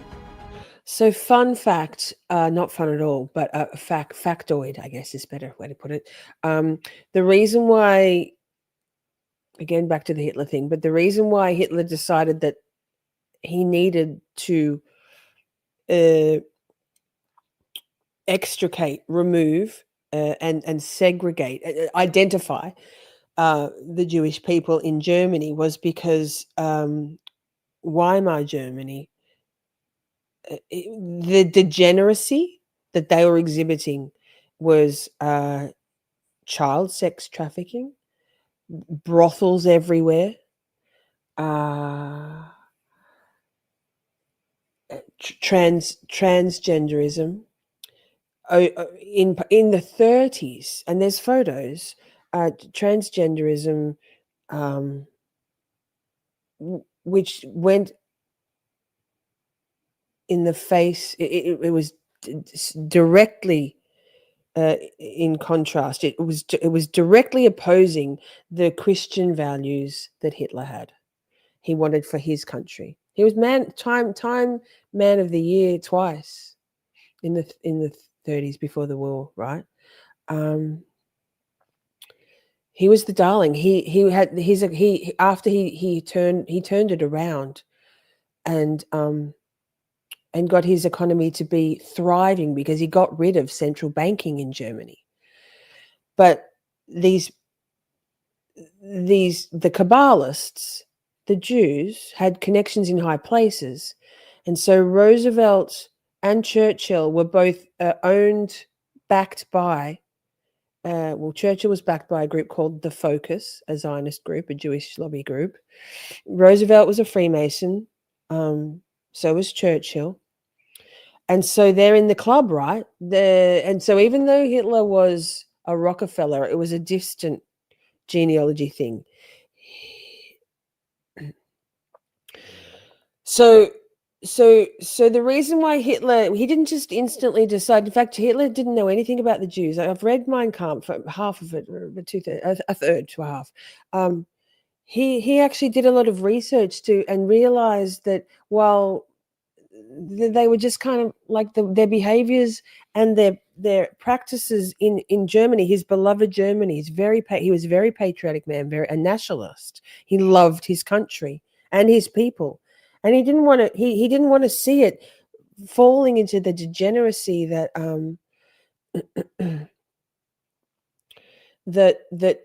that group of people were inflicting on society. And now let's think about Hollywood, OnlyFans. You know who owns OnlyFans? Pornhub, Tinder. They're all of that group. Walt Disney pays for Disneyland pays for their employees to have sex, to have the operations. Like, and I'm no shade on it's. I understand that people have different sexual persuasions, right? That's not the point. But promoting it and pushing transgenderism in kids is very problematic. And it's skyrocketed, right? Well, why? I mean, there's some causality and correlation between the COVID vaccine and COVID lockdowns, and that influx, it did shit to the kids' brains, right? So all that to say, why do these people need the cabal need to make this all happen? Because degeneracy and the inversion of goodness and Christian values, Christian, not necessarily religious Christian, but you know what I mean, the morals, is what these people, the Satanists, the Kabbalists, the cabal, need for them to drink on the evil in the world. They need to perpetuate it, okay? Does that make sense? I don't know. Let me see chat, and then we'll go back. Yeah, Freud. I have the can of worms. So even Freud, Oedipus and Oedipus. You know, Freud started a research study. They asked him to talk to children about child abuse from their parents, and he was sent in to psychoanalyze these kids by the cabal, and he's Jewish, to disprove that children were experiencing this phenomenon of being abused by their parents and people in their lives, adults in their lives, sexually abused.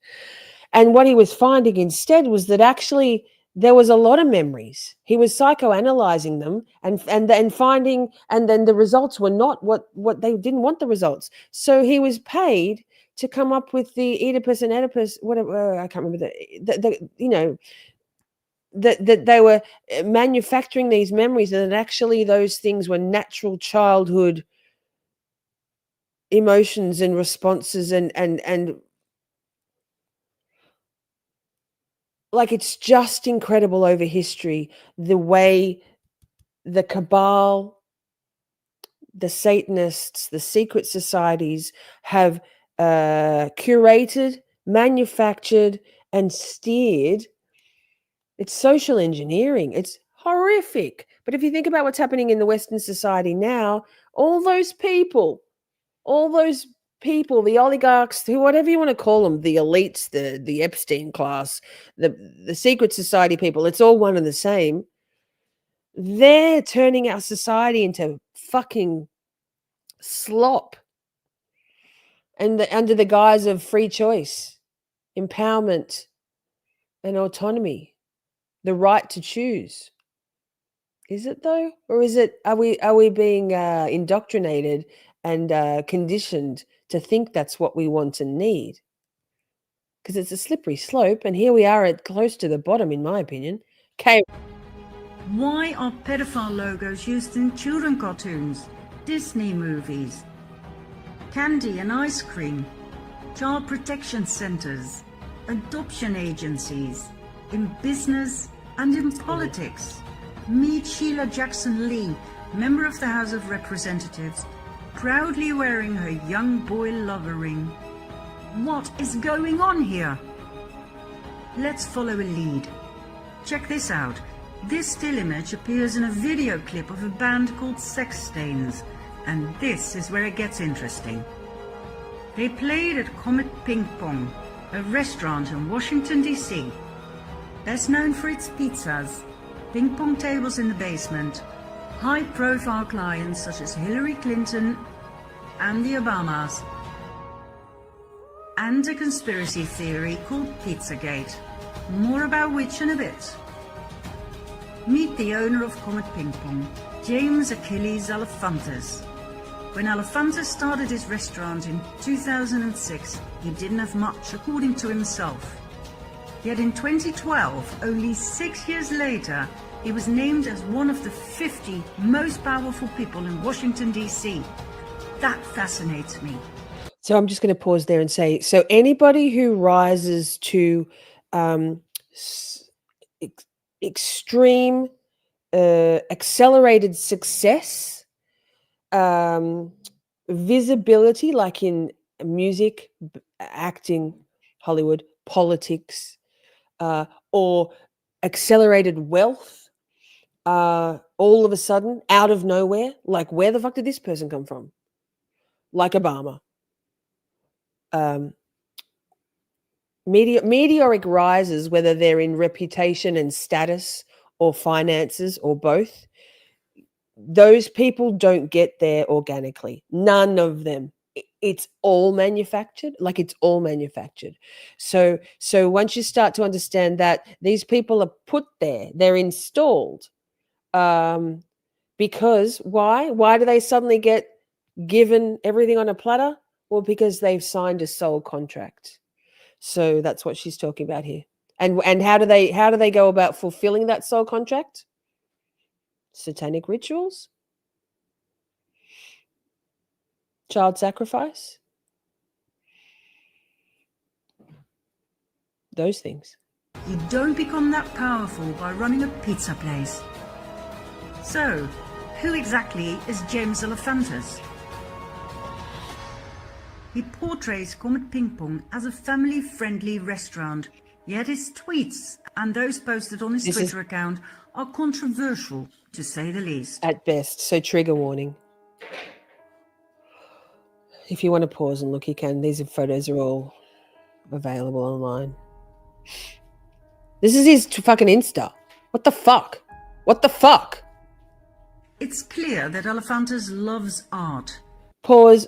They, on their menu, they had like all like actual pizzas, and they have live pizzas. Comet Ping Pong often displays the work of artists with a very specific taste. This is the work of Arrington de Dioniso.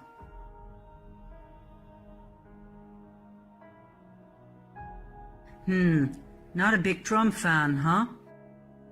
Why is this on the walls of a child-friendly pizza place?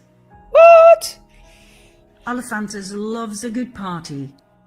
Now here's a picture he wishes he never posted. Meet his party friend, Miss Summercamp. How dare you? That's assault. What else? He had a love affair with David Brock, political consultant and founder of Media Matters for America, a progressive research and information center dedicated to comprehensively monitor, analyze, and correct conservative misinformation in the US media. In other words, an organization for censorship. Brock's Media Matters received $1 million from none other than George Soros back in 2010.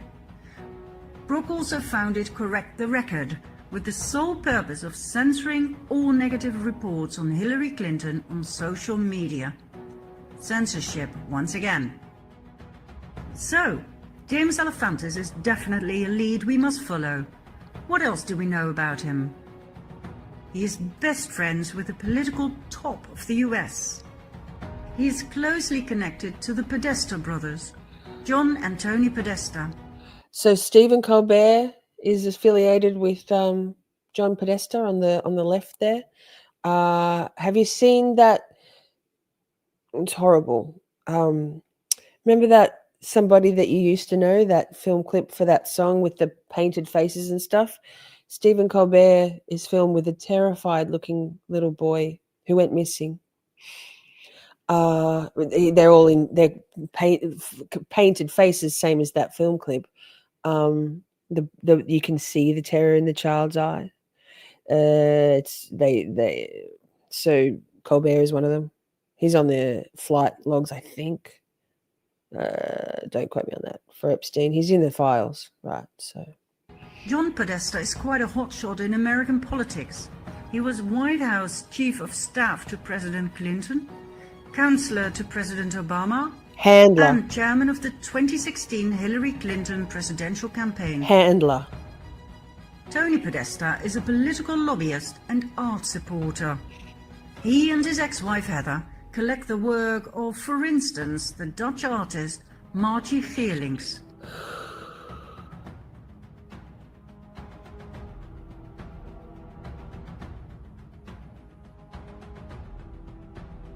Fascinating, to say the least. They are also great admirers and buyers of the work of Patricia Piccinini.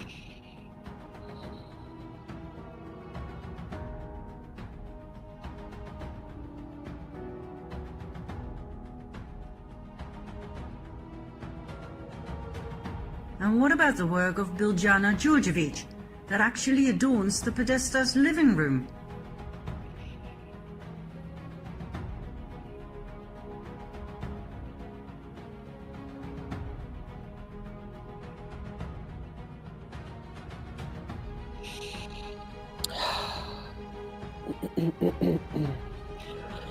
Excuse me.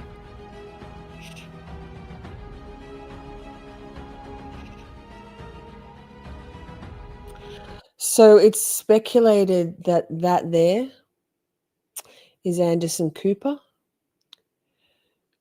You know, Anderson Cooper. His mother, Gloria Vanderbilt, has a pool area with this exact tile work. And also Anderson Cooper installed from a very young age. What was that show, the news show that he was in all the schools back then? You know, the behind the whatever. So yeah, that's that's Anderson Cooper, generational Ramcoa survivor, ritual abuse, mind control, and organized abuse. Very sad. Allegedly. This is Louise Bourgeois. Her work is prominently present in Tony Podesta's mansion. This piece is called Arch of Hysteria. It greatly resembles the work of Jeffrey Dahmer, a serial killer who liked to dismember his victims and leave them in a Yes. somewhat awkward position. Yes, I think so. And then there's the most interesting work of Kim Noble, a survivor of severe trauma in early childhood, which left her with 13 alter personas. Her artwork shows the horrific things she experienced as a young child, like torture and rape. I'm just going to pause for a minute there and say, so shattered into 13 altars. So that's what I watch on on the Imagination podcast with Emma, survivor testimonials of all sorts, MK Ultra, ritual abuse, satanic abuse, church abuse, and what these demons do for a very long, since forever, to break the child, to create to program and to create mind control slaves, is to inflict extreme traumas and abuse on these children, and then expect them to be everything's normal. And so the way the human brain goes is that, you know, about PTSD and trauma, our brain protects us when we happen across trauma in our lives, when trauma comes to us actually organically or by way of perpetrators, not to do with mind control slaves. But they've worked out how these Satanists, these evil people, how to inflict trauma, to trauma bond the child, but it's such extreme trauma that the way the child manages to cope with it is to shatter. It shatters their mind. It shatters their brain, fragmenting the mind. Thank you, Britt. And so then that creates a wall. Dissociative identity disorder creates a wall between that trauma event that's very specific, whether it's got to do with animals or sex or pain or all of the above, whatever their deepest, darkest fears are. If the child is scared of water, they'll waterboard them and submerge them and drown them. If it's spiders, they'll put them in a pit and close them off with spiders all over them, like extreme terror situations and physical pain. And then each time that shatters and fragments the mind, it creates another altar. And so then when they're properly, and then the handlers, the programmers, whether that's just simply in the familial unit, because individuals know how to do this, disgusting people, or whether it's systemic and organized like MK Ultra, proper government stuff and everything in between. They've worked out how to then bring that altar to the fore, and they can train specific altars to be different personalities, and they can train them to be assassins, to be honeypots and madams, to be an animal, to be a warrior, all in the one person, or not necessarily. And there's a front altar, and then multiple other sort of secondary altars. Yes. It says DID is a similar branch of transgenderism today. It comes from trauma, absolutely. And if you think about the trauma that lesser extreme trauma, but no less impactful on the life, that the isolation that the children who grew up in COVID times, no school, fear and terror that if you didn't do X, Y, and Z, your grandparents were going to die. Like that's mind control shit, right? So if you like, it's tough to understand, but if you want to understand it, I can't stress enough how much I've learned from. You have to suspend disbelief. It's hard to get your head around that this is happening to, and the people who come on that channel. are everything from young people in their early to mid-20s who've already extricated themselves from the matrix of mind control slavery, all the way through to people in their 60s and 70s, women and men, more women than men, but women and men, from all sorts of, like, it's so helpful. I've learned so much. And while there's differences in their stories, there's many similarities also.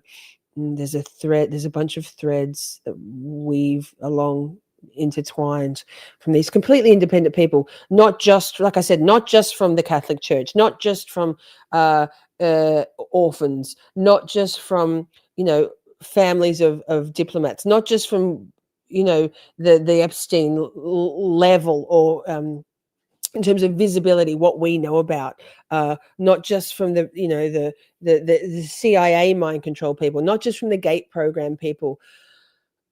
It's very helpful to understanding that this is, it's everything from the Lolita Express and the Pizzagate, just despicable, through to the quiet, to your local, to your church, or to the family down the street that has 3 kids and one of them always looks tired and quiet and withdrawn, and sometimes has a black eye or bruises, or doesn't go to school for weeks at a time and then comes back to school, So that's what that is. If you would like, and also, as far as, it used to be called multiple personality disorder, and what I was led to understand, a bit like the satanic panic. Multiple personality disorder is very rare, they say.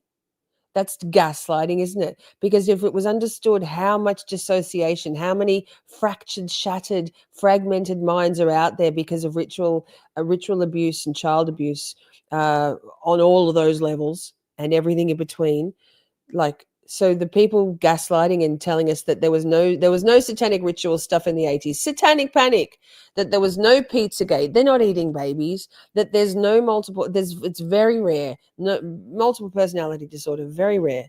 Bullshit. It's actually fucking common as fuck, and a lot of it is intentional, right? Thanks, Simi. You're so on it. What, on your birthday? Poor Simi, on her birthday, talking about this shit. I love you so much. You're amazing. I love you. Thank you.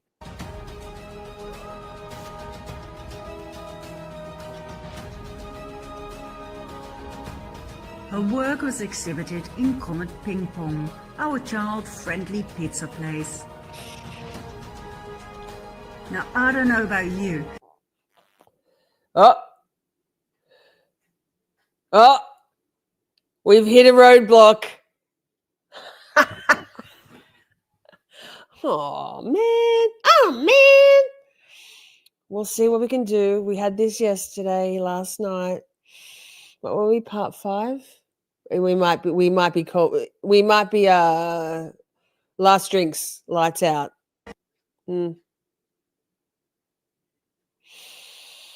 Guess they don't want us talking about this, huh?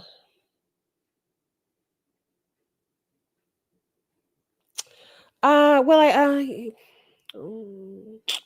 I'll try one more thing. Censorship in real time. We can't talk about this. I just waxed so lyrical, and so eloquently on the intricacies of mind control, slavery, and censorship, that we'll see. Oh, did I just pull the wrong one up? Yeah, I did. Wait, what am I doing? Oh, I just exited out of the whole thing. Wait, pause. I just did the wrong thing. Yikes. That's me. Shorty Inception. No. Rumble. Poppy's doing some cleaning. Oh, no, Buster. That's gross. Yuck. Please. What are we doing? Oh, no. Wait, we are coming up to the 4 hours. We probably have had our fill, but we'll try one last time. And if it's not going to work again, we know we're over the target, huh?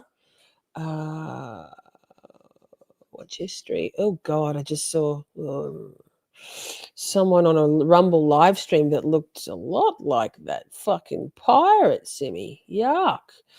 Is it? No, it wouldn't be. It's not. He's wearing a... No, it's not. Here, I'll have to show you because that's quite terrifying, frankly. Hang on. You can see why I balked. Like, what the fuck? It says make pedophiles afraid again, and we all know what kind of a person that pirate was, huh? Good God. Good God. Hang on. Let me go back to here. So this is Rumble. Rumble's pretty cool. There's a lot more in Rumble. Not that, though. Watch history?